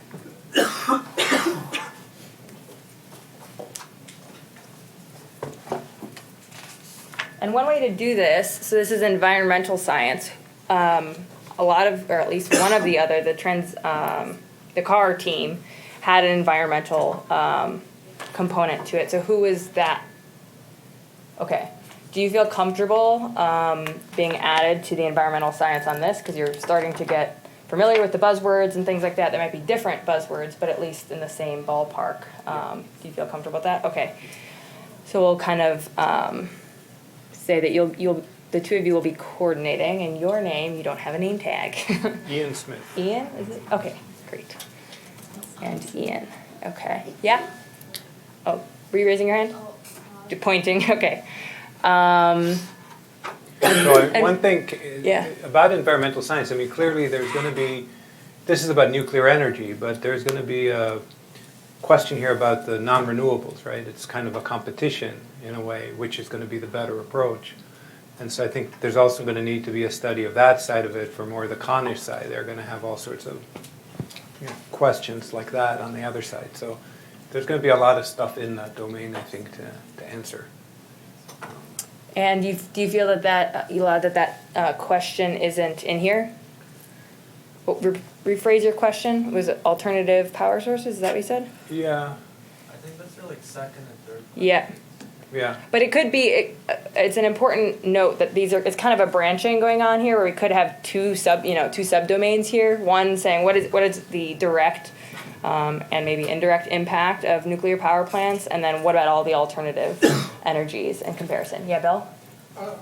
One of the things that I thought would have been important to focus on even more was the whole focus of green energy is getting rid of fossil fuels. So there's big focus on wind and solar and so forth, but everyone says, well, the sun doesn't always shine and the wind doesn't always blow. So one of the things that I think is important to the nuclear power presentation is, okay, we're getting rid of fossil fuels, but how are we going to integrate atomic power into a renewable energy program? And I didn't hear as much about that. It seemed like it was more getting rid of coal plants versus putting in atomic energy. And a lot of people are saying, well, you get rid of coal plants, we'll put in natural gas because there's less emissions. So I think the focus has to move towards bill, how do you integrate a system of renewable energy, particularly solar and wind and other things yet to be developed like battery storage with atomic energy?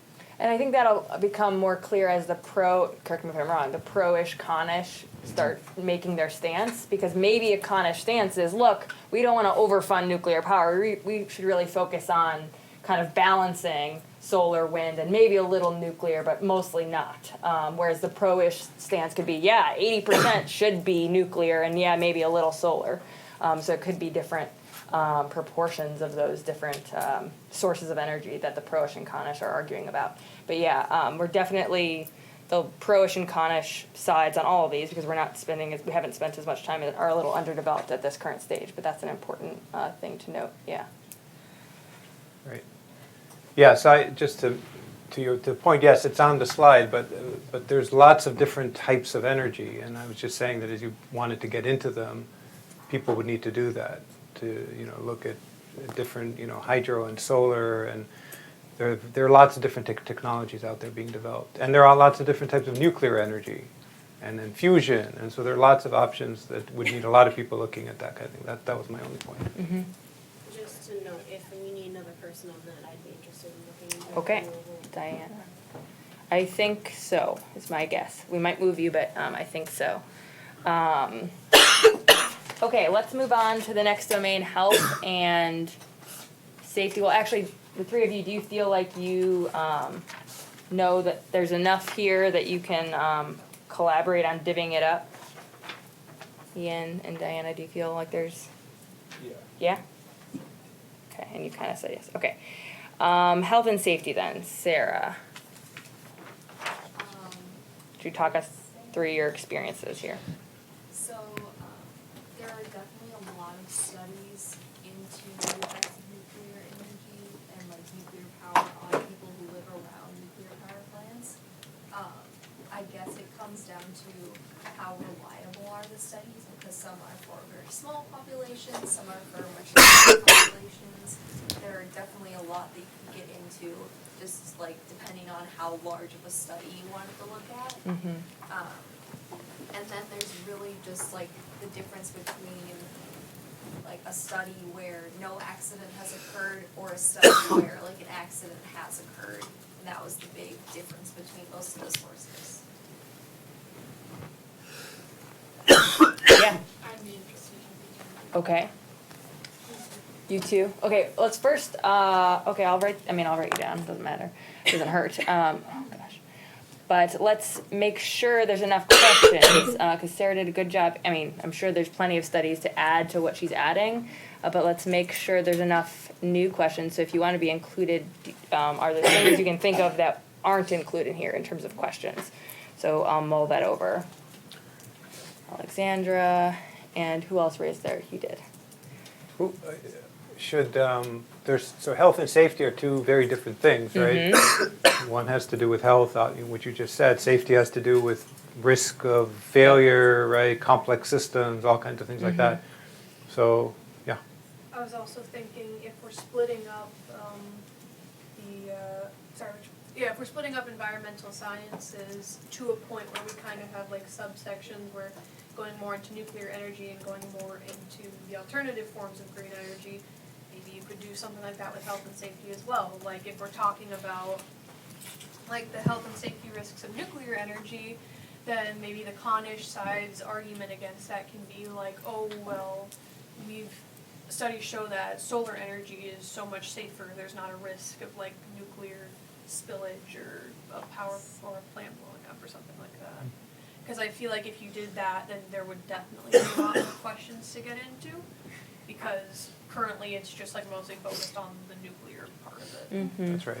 And that's exactly what you're saying is, I hope everybody can hear what you're saying, that the pro and the con teams need to, that's where the feedback comes in, right? Because if the con side is working on exactly that kind of policy, they're going to need data to support it. They're going to need questions, and they need to ask the science team to look at those things. And so some things we can kind of guess like you preempt, but some of them might come up as the case is evolving. And that's really why we're doing this case review. Even though this may be talking about things that don't seem related to you, the whole thing is that we want to brain think that, or group think this throughout the semester so that we're all kind of aware of what's going on, because that was missing as well last time. It was too siloed. We want everybody kind of thinking about this all the time and kind of getting a holistic view of the whole problem and helping each other. So, but yeah. So with regard to health and safety, I was going to ask if we should split those into two different domains, or do we keep it together as health? Do you think there's enough there to split it into two domains, or would you keep it together? I'd say the only issue is that with a lot of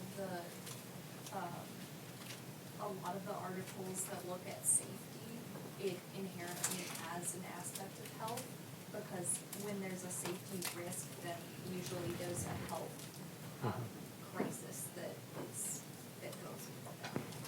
Yes. So I'm not sure if it would be easy enough to separate them. Yes. Yeah, Colin. I got the sense there were three different areas of health and safety. There was, nuclear disaster, like an accident. There's waste, whether the waste is leaching into the groundwater and stuff. And then there's just general living in proximity to a functional safe power plant. And Sarah, to your knowledge, and again, you've only looked at this for 2 weeks, kind of what are the biggest, of those three, what seem to have the most amount of research? Definitely related to nuclear accidents. Accidents, yeah. Fear. Okay, I'm gonna reword. Accidents, waste, and Proximity? And the waste one is probably doubly complicated because it may depend on whether there's recycled technologies available. yeah. Okay. So then the four of you, I think, could take those three new domains, okay? So, and when I put these on here, I did a similar thing over here where I just said nuclear energy and alternative green energy. So just make a new box and do all the labeling, with your names and things like that. I will, actually, you guys don't have access to this currently, but I will give it to you after tonight. Okay. Any other statements that you think are burning, Sarah, on this one? No? Okay. All right, science and engineering. Andrew, where are you? There you are. Why don't you walk us through your process? Yeah, so it was actually pretty difficult to find data that was quantifying scientific advancement. That's a difficult thing to quantify. So pretty much all of the sort of like hard data that I used was related to economics in some way. So that was sort of a thing that I was running into. Like a lot of stuff I had to, I just sent it over, just based in the economics domain, or just, I could use it. Yeah. And what did you, not to get too nitpicky, but what did you type in? Because maybe it could be, I'm ignorant about what scientific advancements, you might know better about what these scientific advancements would be, because maybe just typing in a broad thing like scientific advancements, doesn't get you what you're looking for, but if you knew the buzzwords, you could find it. I tried finding, and I could definitely look more into this, but Yeah. I tried finding some scales that could be used for that, and I found one that I searched for. There just wasn't much data on it specific to nuclear. Okay. So that's definitely something that could be looked more into, though. Okay. So this one seems like it's kind of an unknown. We don't really know what the literature is yet. Okay.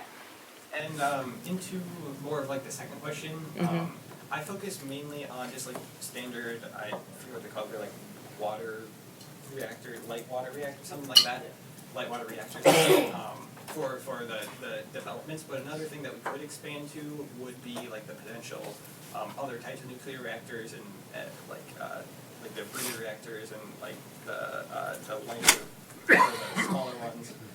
So there are all sorts of different varieties that could be expanded upon here. It's just then the reason I didn't do it here was because there were questions brought up about specificity of is that really relevant to the thesis that we have? Because currently, when you say nuclear power, you're generally referring to the standard. So that's something that legal we can have some discussion. Yes, right. Yeah, the legal team can define nuclear power however they want. I know you said there's these smaller ones that are actually more efficient, but don't get as much oomph or something. There was some nuance there, and that was very important. So I just am writing in here descriptives of different reactors. Anything else that you think is important? Oh, maybe advantages and disadvantages of different reactor technologies. That would be. Andrew, how much did you look into like the technology of like recycling nuclear waste? I didn't look very much into that. 'Cause I feel like that could be a good point. There's a lot of overlap between the domains here when you get into like the specific lecture. That has a lot to do with like health and safety in terms of the nuclear waste part of that. But yeah, the only little bit I did was like alternative fuel, like using thorium in addition to / instead of uranium, and a little bit about how. Didn't even know about that. Okay. To reuse and stuff, but I didn't look into the specific other types of reactors because again it wasn't I couldn't be sure that it would be related to the final domain. One thing that my topic started to bump into that was like by its very nature, because one of the important things was like inspection and trust in those was those actual inspection procedures and the actual fail safes and safety measures in place, like what those are, and that isn't really strictly covered by anything we've done thus far. Like under any specific umbrella here. You think that's not under social psychology? It's not under social psych, definitely. Like the fail safes, it's not so much that it's not under social psych, it's just I bumped into it a lot and I'm noticing that it's like Oh, I see what you're saying. that we could go into under science and engineering or health and safety, one of the two. So there's different types of fail-safes, and we should explore the advantages and disadvantages? Different types of fail-safes, Okay. Different risks involved with each of them. Got it. How safe is the fail-safe, for lack of a better way of putting it? Yeah. Yeah. Just the inherent, how to keep a complex system like this operating, right? There's a lot of studies on that. Yeah, So I guess risk that's management. I guess that's a buzzword also to just put in there. Fail-safe is something that comes up. Unsinkable. Okay, so is anyone else interested in, well, and first of all, I'll just say, for SciCourt, I don't think we should have a domain called science, because all of these domains are theoretically scientific. So we should think about, I don't know what the right word is, but we should think about what areas of science, what domains of science are actually, able to answer these questions. And I'm not saying it needs one name, like social psychology. It could be, a series Nuclear of names. But engineering. Just engineering? Nuclear engineering. Specifically, okay. That's what they do. Structural feasibility. The idea of can we actually build enough of these at a cost-effective price? So would that be under econ? Is there implementation on this one? No, that was a different one. Keep that implementation point for another thing, you think? Or do you think it belongs in nuclear engineering? I don't know. Okay. I don't know either. Graham? If you're looking at advantages and disadvantages, does that not include the economic side of it? Because then wouldn't that be also part of the economic? Yeah, there's going to have to be a lot of coordination, and you're going to see that as you, and I think Alexandra found this out, as she was looking for something, she found something that she knew belonged in a different domain. Forward that to your colleague, that really helps. Because, you might find stuff that's basically just econ, or just about, money. And then it probably should belong. But we're going to have to be a little bit light on our feet on this and think about how it's best to present to a jury things that interact and overlap, because they're going to. And whether, you let the econ person come and talk a little bit in your presentation or not. We're going to have to be a little bit fluid about how we do this. But for this, as a starting point, pawn it off. If there's numbers and it's pretty clear that it's econ, give it to your colleague. Does that answer your question? So then, what kind of advantages and disadvantages aren't econ or safety related? Is it output of energy or stuff like that? Yeah, I would say. Andrew, did you come across any of this stuff and have any idea about basically you're asking what the outcome variable is going to be? If it's not about safety and health and it's not about money, what else could it be about? It could be about availability of fuel because different ones use different fuel, and which also includes like the processing necessary to refine that fuel. So IUC's environmental aspect talked about that whole range of sort of desired things, and that's all stuff that could be looked into that whole process. Other factors, yeah, like the efficiency of energy output, the consistency of the reactor, so like how, like can it be running nonstop, or does it need, how often does it need maintenance, that sort of stuff. Okay, great. Does that satisfy you, Graham? Are there's enough here? You can sign me up for that category. Okay. You convinced him, Andrew. All right. And Graham, all right. Let's put this here as a reminder, yeah? They also join that category. Oh, yeah, sure. Yeah? Is it 2 grams? Is it 2 grams? Oh, God, I don't know what it Jake, I even knew. Okay, sorry.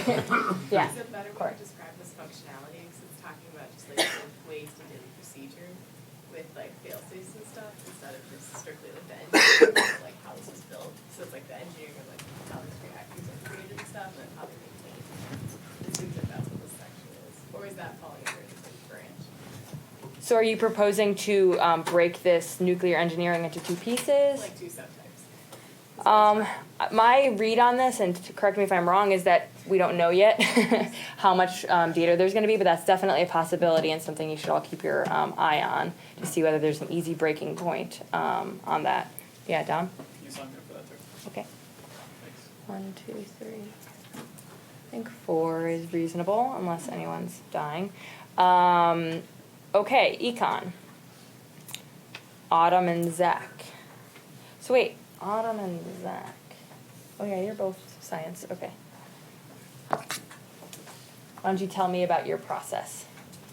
Where are you? Oh, there you go, Zach, okay. So for me, it was fairly straightforward, just looking at the cost of, like, how much does it cost to construct a nuclear power plant, or just do it in comparison to alternative energy sources. I still think we need more definition from the legal team as to what sorts of nuclear power plants we should be looking into, because there's a broad range, and that definitely differs in cost. Mm-hmm. And then like some Good more input. questions I had for that, especially with the GDP, there were a lot of different or contradicting sources that I found. So just trying to find a simple playing ground for what is actual, or like what circumstances provide certain benefits or certain negative aspects. Can you talk more about the conflicting sources, and in what way were they conflicting? So some sources, like especially for different countries I found in Europe, they would have a negative correlation between nuclear energy consumption and GDP growth.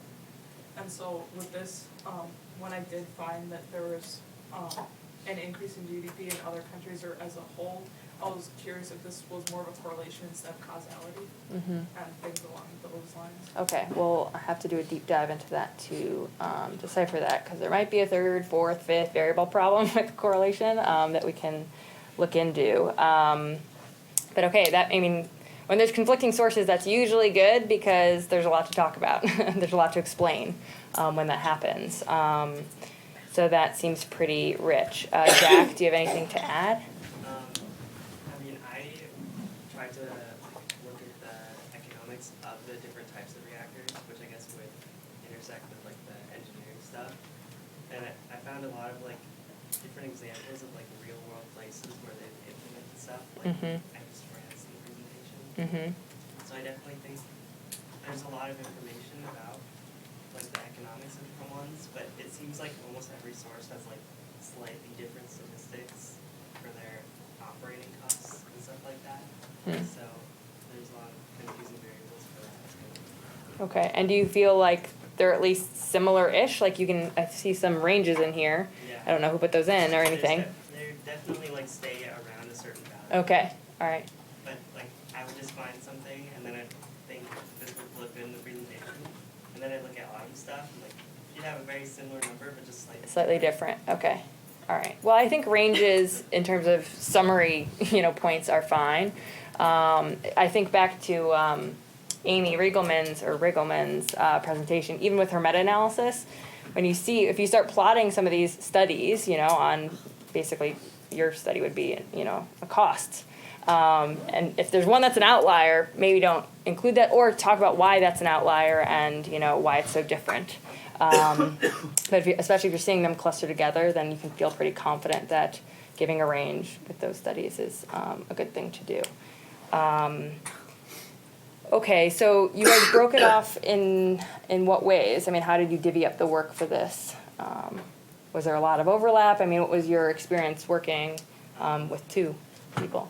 I just basically did a general search. Okay. But then tried to focus on stuff that I found that wasn't what she had already covered. Okay. So I think she kind of did the more generalized statistics for the regular kinds of reactors, and therefore I tried to focus on alternative types, and Okay. I threw in a real world example, and then I went into some of the economic problems rather than just general economic statistics about them. Okay. So do you think that's a good kind of branching that's already starting to occur, is kind of descriptively what do these things cost over time, or just right away when you're first setting them up, versus kind of, let's call them extraneous costs, not just strictly building the building and all the other kind of things that go along with that. Is that a kind of a division that's naturally occurring, do you two think? Personally, for me, I just took the broader path just because I didn't want to dive too deep Right. now. Yeah. And so in the future, I think I would like to gain more specificity in what I'm researching. Yeah. So there's more to research. Okay, so you don't have a clear idea of what the division could be yet? Not yet. Okay, that's all right. And, Well, and you we feel saw in what Ayush was showing, right, all the different phases of nuclear reactors, right? There's the building, there's the operation, there's waste management. Each of those has its own economics. Right, that right. I think would need to be looked at separately. I think the question is whether there's good enough data on all of them to warrant a Probably is. individual there's reporter. enough nuclear Probably, power yeah, out there. I would hope so.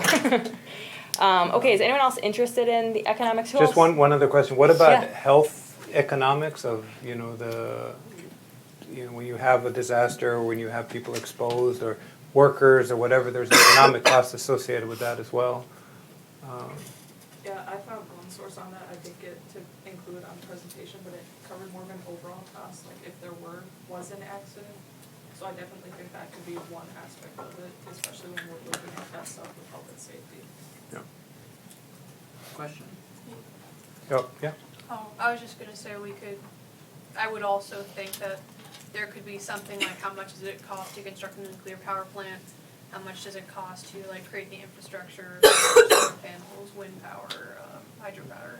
Yeah. Just because, again, it's A comparison, yeah. yeah, it's a comparison, because that's the way I see us really doing the con-ish, pro-ish. So, Yep, I agree. yeah, and I wanna be a part of it. Alternative. Well, that's one of the things, again, I keep repeating, but this is one of the things we learned last time, right? We didn't have pro-ish, con-ish. We just had a thesis, and we had the con team poking a few holes in it, and then they won. So rather than doing that, we're basically doing two alternative competing worldviews. And Keely? Okay. So, yeah. I think that we should also focus more on cost of security, and then again, focusing on how it's going to change the U.S.'s trade economy, because I think that we kind of at this current moment are underestimating the effects it would actually have on not only on building and stuff, but actually once we transition to nuclear power, if we did, how that would change the U.S.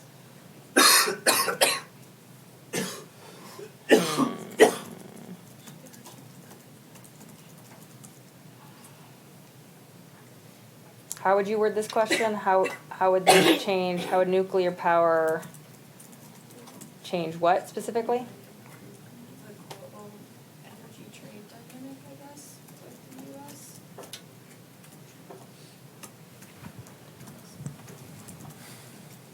Also, I'm not on the science team, so. No, I mean, I don't hear any objections. So I have another question. I don't know Yeah. where it would go, but can we build nuclear power stations today? I mean, using U.S. technology, or would we basically be buying I have no idea. nuclear stations from China, Right. and then be dependent on them? Do you know? I did find a bit of information on that because one of my articles was looking at exporting technology specifically from South Korea, the one that I looked at. And that is another thing we could look into would be like with the global trade, the trade of technology. But I believe I believe that that there is definitely it's a very sort of international trade of information, and there are only like 3 fuel refinement places in the world globally. So there's definitely a lot of, even if it's not in the plants themselves, along the supply chain, there's global. Sure. Okay. I'll also jump on econ. Okay. Jake, you had your hand up? Yeah, so I guess this is kind of more of like a local level thing, but like, how does this change the economies of areas that are reliant on coal factories to base their economy? Right. And then also like, where would we put these and how does that change local economies in those areas? Okay, give me a second. So the first question was, What's what? the effect on local economies for displaced? Oh, Kind of a winners and losers question. Yeah, of removing coal. coal, natural gas, yeah.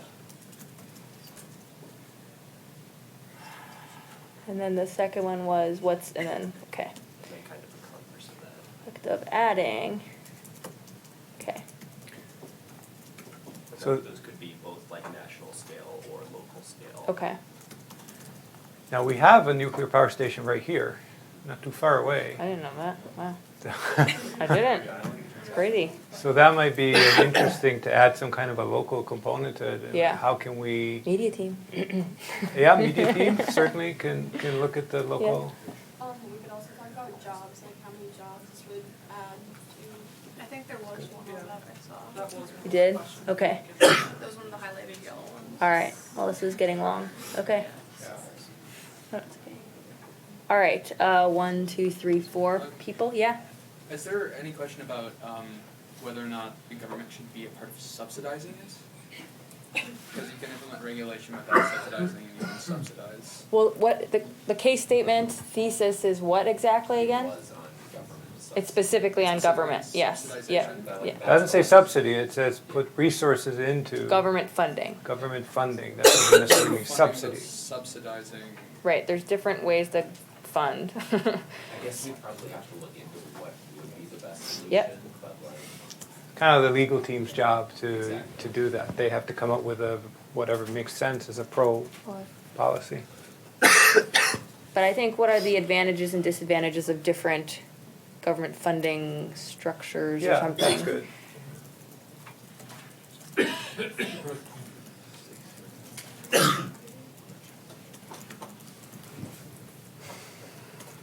And we need 2 Colin, did semesters. we answer your question in econ yet? I don't think so. You said implementation, or what'd you say again? How feasible it is to construct a bunch of these plants and the costs. So, how much does it cost to construct it, and how much does it cost to implement or build alternative energies? Do those encapsulate, or is there something else you're getting at? We have an idea on target emissions of the mining and construction process. That seems interrelated to that question, but I don't know if that has to be answered in one domain. Okay, so we just gotta keep our eye on it, because it's kind of an overarching thing. Okay. All right, econ might blow up to be 5 people. We'll see. Alexandra, Elizabeth, you're already on one. Okay, raise your hand if you're not on one yet. Okay. Colin, you the only one? Woo! Okay, well, let's just make sure. Oh, we have social psych still. I am going to need more than one other person. Yes, you are. Okay. Colin, do you feel okay with me adding you to social psychology? Yeah. Okay. 2 L's, yeah, okay. So big, okay. So, Jackson, why don't you walk us through your experience with this? Well, I discovered that it's really easy and which is why I had to shy away from this, to find the exact data you're looking for, if you're looking for it, which can mean you can ignore things going against a claim. So kind of the best way to go about this, or rather the best way to go about this and get like the best data, kind of ended up rabbit holing my way through a lot of different meta studies and into their components. Mm-hmm. And also there's kind of something social psych, and because it's something separate, and this was also something that I sort of got to touch on but couldn't really go into with any degree of great specificity, is social psych, and something that sort of overlaps, but like actually considerably overlaps, but it's also different, and risk management. Because there's a lot of thing with that in the perceived risk and like studies of risk management, Mm-hmm. and there can be like some collaboration with also that between that and engineering. Right. Yeah, there's different ways to measure risk, right? Yeah, Exactly. like is this physical object going to blow Yeah, versus a human's perception of whether I that's guess going the to biggest blow. thing is not so much is like an explanation of methodology as much as a warning to anyone who joins me. Everything conflicts with everything else. And that's just how it's going to be. Well, we hope we build skills, and because you're in a social. No, like I found multiple sets of data that were just in direct conflict with each other, and as far as I could tell, they were still accurate sets of data. Right, which is an important finding in and of itself. Yeah. Yeah, and I'm sure if we pick it apart a little bit, you'll start to see that there are different methodological differences that might, not necessarily might, explain the differences Yeah, and also between one those. other thing. If it is determined that, like, let's say something isn't necessarily as relevant in the grand scheme of things, it is important to make a note of that for this one's in particular. That's why I even made a note of like the sociological implications question when it was determined that that wasn't necessarily relevant. Because it's kind of important to mention that, like, something that you might think is relevant ends up not being relevant. Mhm. Be sure to mention that. Okay. So a couple of questions that I guess could be added then are, what is the difference between the perceived risk and the actual risk?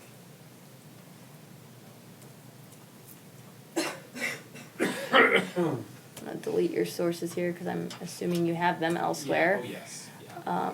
Oh god, this computer is freaking out. I'm not even certain I actually use those anymore now that I think about it. I might have like dove deeper like into those links and found like components. I see. Okay. All right. Let's just. One thing to be careful here, and it's easy to do, especially with social psychology, is to compare it to sociology, and there is a lot of overlap in terms of what questions you can answer, and those two sciences can answer, but those themselves might get different answers, again, because the methodologies or approaches are different. So when we have a question here that is basically loaded with a different domain, what are the sociological implications of something? Just be careful that you're not looking for sociology questions or answers, I should say. So that's something to keep in mind. Oh, I know why it's doing it, because this econ one is hanging over. Okay. We could probably say social psych and sociology. Yep. Just put you here. Okay.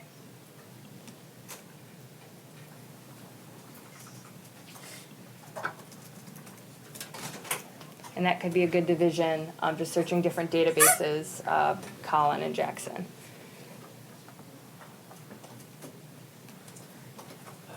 Do you think Yeah, two people will be enough for your domain?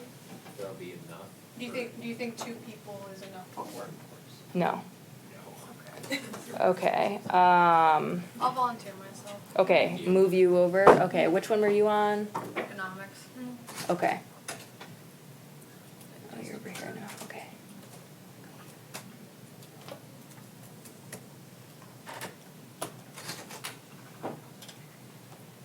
And are these the most up-to-date? Oh, he's gone now. Great. Can we wait on that for 2 seconds? He's the only one that looked at social psych, right? Okay, we're gonna wait 30 seconds for their little interview. Tensions with the media. It's okay. Are these the most up-to-date questions that you looked into, or did you kind of? Yes, but like we could we're probably gonna have to tinker with them some more Okay. anyway. Okay. All right. So let's talk about tinkering. What? Where did you feel like there was more work to be done, more questions to be asked, etc.?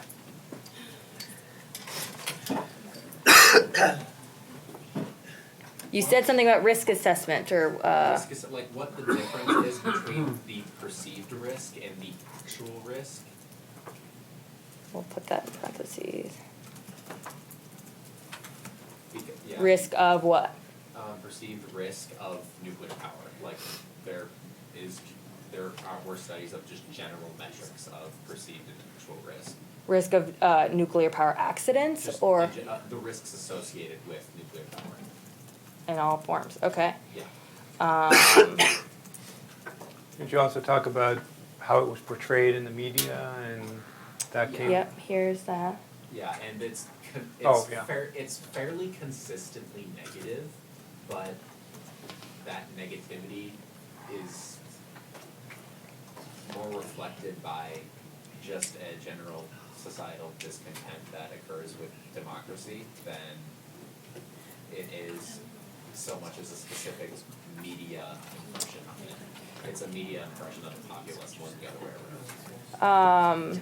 Another thing, especially sociological, that you could look at is, are there different groups, liberals versus conservatives, race breakdown, gender breakdown, who believe, are more favorable towards nuclear power versus not? So some key buzzwords are and I can type some. Yeah, a lot of the sources I have went into that, and it was Okay. like what I went into is basically they had some influence, but like the most important influencer was like level of education and awareness of the procedures. Okay. That strongly outstripped all of the others. Okay. I have a question, which is, why does this domain matter so much? It's like I think back to the one-to-one and the popularity of the idea mattered for its integration ability. If teachers didn't like Right. it, if they didn't think it was effective, then you couldn't do one-to-one tech. But I'm not sure that's the same here. This is just kind of gauging, would people vote for it or not? And I don't know if we necessarily care.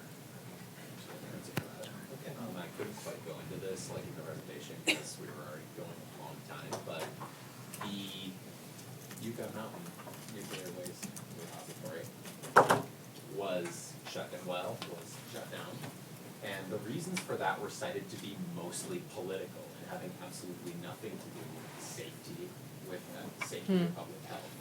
So public opinion, if it remains against it, will cause a reversal of any processes made, and it has. Do you feel that's analogous, Colin? I mean, maybe not as much because we're not talking about teachers, I don't know. I mean, professional development and you stuff. imagine like a science court where there are 7 domains on should we tackle global warming, and one of the domains is will the public let us tackle global warming? I don't know if that's really the point. We're answering a question of whether this concept is a scientifically good policy. And I don't know if we really care if people support it yet. But the whole goal of the trial would be to lend public support to whatever position is the correct position. And if people don't buy it, if people don't care what SciCourt has to say, that's kind of a problem out of our hands. So I just don't think it's something that the jury should be considering when they're being asked, should we adopt nuclear power or not? I don't know if we want them worrying about whether the public will actually support it. For purposes of the trial, they are the public. Jake, do you have a response to that? I would just say for purposes of like the policies that we choose from a pro-ish or con-ish standpoint, the policies that we choose to implement depend a lot on what the public thinks, because if, like it can be argued that if the public is unwilling to support a certain policy, then it's not feasible. So I guess it goes back to kind of the feasibility. Yeah, and I think what Colin's pointing out is, okay, we're living in this world where we're pretending that SciCourt, once the mock jury makes the decision, it happens without there being political process and other things. So to some extent, we're kind of holding that fiction that public policy doesn't actually matter. Not public policy, public opinion doesn't actually matter. So I think you're right, but it's a complicated thing. Yeah, Elizabeth? I think if you want to kind of figure out if it does matter, which I don't have the answer to because I don't know anything, but if we try to think about social psychology and sociology as ways to argue either a pro-ish con or a pro-ish side or a con-ish side, can we actually use the domain to argue either of the sides? I think that it's important to research. So does anyone have any feedback on that? Like, yeah, in your sociological research, is there an argument for the pro or the con side?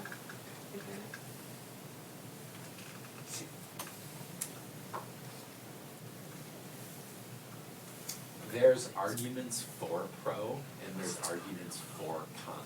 The con arguments are, the con arguments can also be framed as pro arguments. What's an example? Just give a concrete example. Here's an example. Nuclear power has roughly the same approval of coal. That of further nuclear development has roughly the same number of people opposed as they do number of people opposed to further development of coal. That is, it's a very high amount of opposition. However, that can also be framed as a pro argument when you consider how much of the country's power is currently coal. Yeah, again, that goes back to Colin's point. So unless, so think more specifically, is there something about, and I think there is, but risk perception in workers? Does that make them make bad decisions? So hit the, I watched Chernobyl recently, hit the big red button to, stop too early or too late because they're humans. They're not robots that, would just read out and do it. Is there something about our psychology that makes us prone to errors when we're perceiving risk in accidents or other things?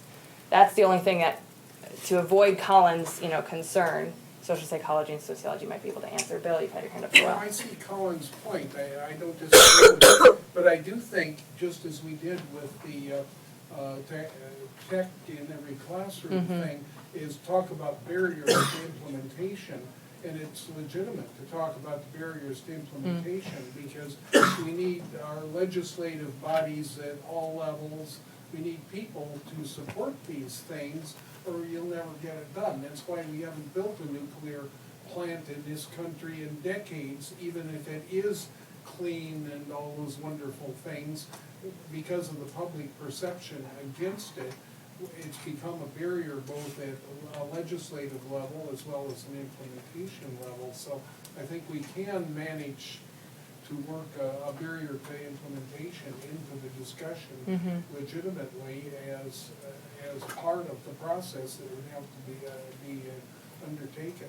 Elad, it's kind of to me, it seems like it's a framing of what SciCourt is. Is it this fiction that we're pretending that once the jury makes a decision, it happens? Or are we trying to be really realistic that the citizen jury could then, go inform the public and really get legislators on board? I kind of agree with what Jake was saying. I think that this could inform, Jake, right? Inform the pro-ish and con-ish teams on how they would phrase their case. If you know what, exactly, as Bill says, if you know what the barriers for implementation, then you might propose a different pro-ish approach to get it done, taking that into account. So I think it would come in that way. But I see Colin's point as well, that this shouldn't be, do you want to respond to that? Yeah, it seems, I feel like it's almost more of an area of research that the legal team wants to keep in their back pocket to exploit. It's kind of like doing research on your jury pool. Well, we're having a trial in Mississippi, and we know that Mississippi jurors don't like us talking about fingerprint evidence. They don't trust fingerprint evidence in Mississippi. But I don't think you would present that evidence to the jury and say, did you know, jury, that 9 out of 10 people in the public think he's guilty? So you should keep that in mind when you render your verdict. It's not really the jury's business what people think. They're here to answer that question objectively. Well, so then there's a question of, can there be a domain which is studied for the benefit internal consumption and not necessarily shown in trial? We could do that. Nothing's stopping But we it. should think about that. I think, though, we've come to a consensus that we should keep this domain, at least for now, just to be exploring how and in what way we use it might change. Yeah, Andrew? Trayvon here has been trying Oh. to say something. Oh, Okay. yeah, I think it's an important domain, but I think on some level, isn't it implicit in SciCourt because what we're doing is trying to convince a group of people on something? So if we're talking about barriers implementation being people not liking it, our job is to convince a group of people to like it. I think that's what we're doing. So if that's what we're talking about, then isn't the goal just to like convince or dissuade the group of people? Yeah, so that would be an argument saying that what you learn here could be useful by the legal team to improve their argument. But I think Colin's argument is that maybe you don't present it at court, and we can decide as we go forward, if that makes sense. Yeah, Andrew? I think if we wanted to present this to the jury, I think we could probably make that. We could probably find like actual society effects beyond implementation. If we look into like the effects of fear levels in the public related to like crime rates and stuff like that. So I feel like maybe connecting it more into like actual tangible effects as opposed to just this is how people will feel That's a good point. Mm-hmm. Yeah. Yeah, and I think you brought a good point too, which is how human psychology is related to Risk perception. to the way people function. Behave, yeah. and, you know, Yeah. So there's that component as well. So it's 8:30. Yeah. We have posted, that's actually not true. I will, in 10 seconds, post task 3. There are 2 task 3s. Obviously, we have office hours. Also, tomorrow, do your task 2 peer reviews. They're due by tomorrow. So now that you've all, stood up and done your collaboration together, review each other. And come to office hours if you have a question about task 3. Yeah, come to office hours about test 3. Okay. I think it went well.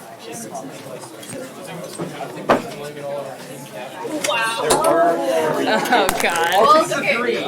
So wait, I want to add a couple of things there. Yeah, to this? Okay. Engineering, add something about, related to what Bill was saying. Don't want that.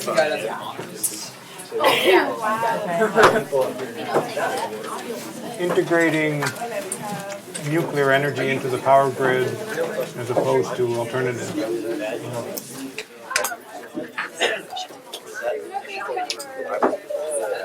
Yes. Yeah, please do. If you need me to keep your name tags, come bring them up, please. Oh, Colin.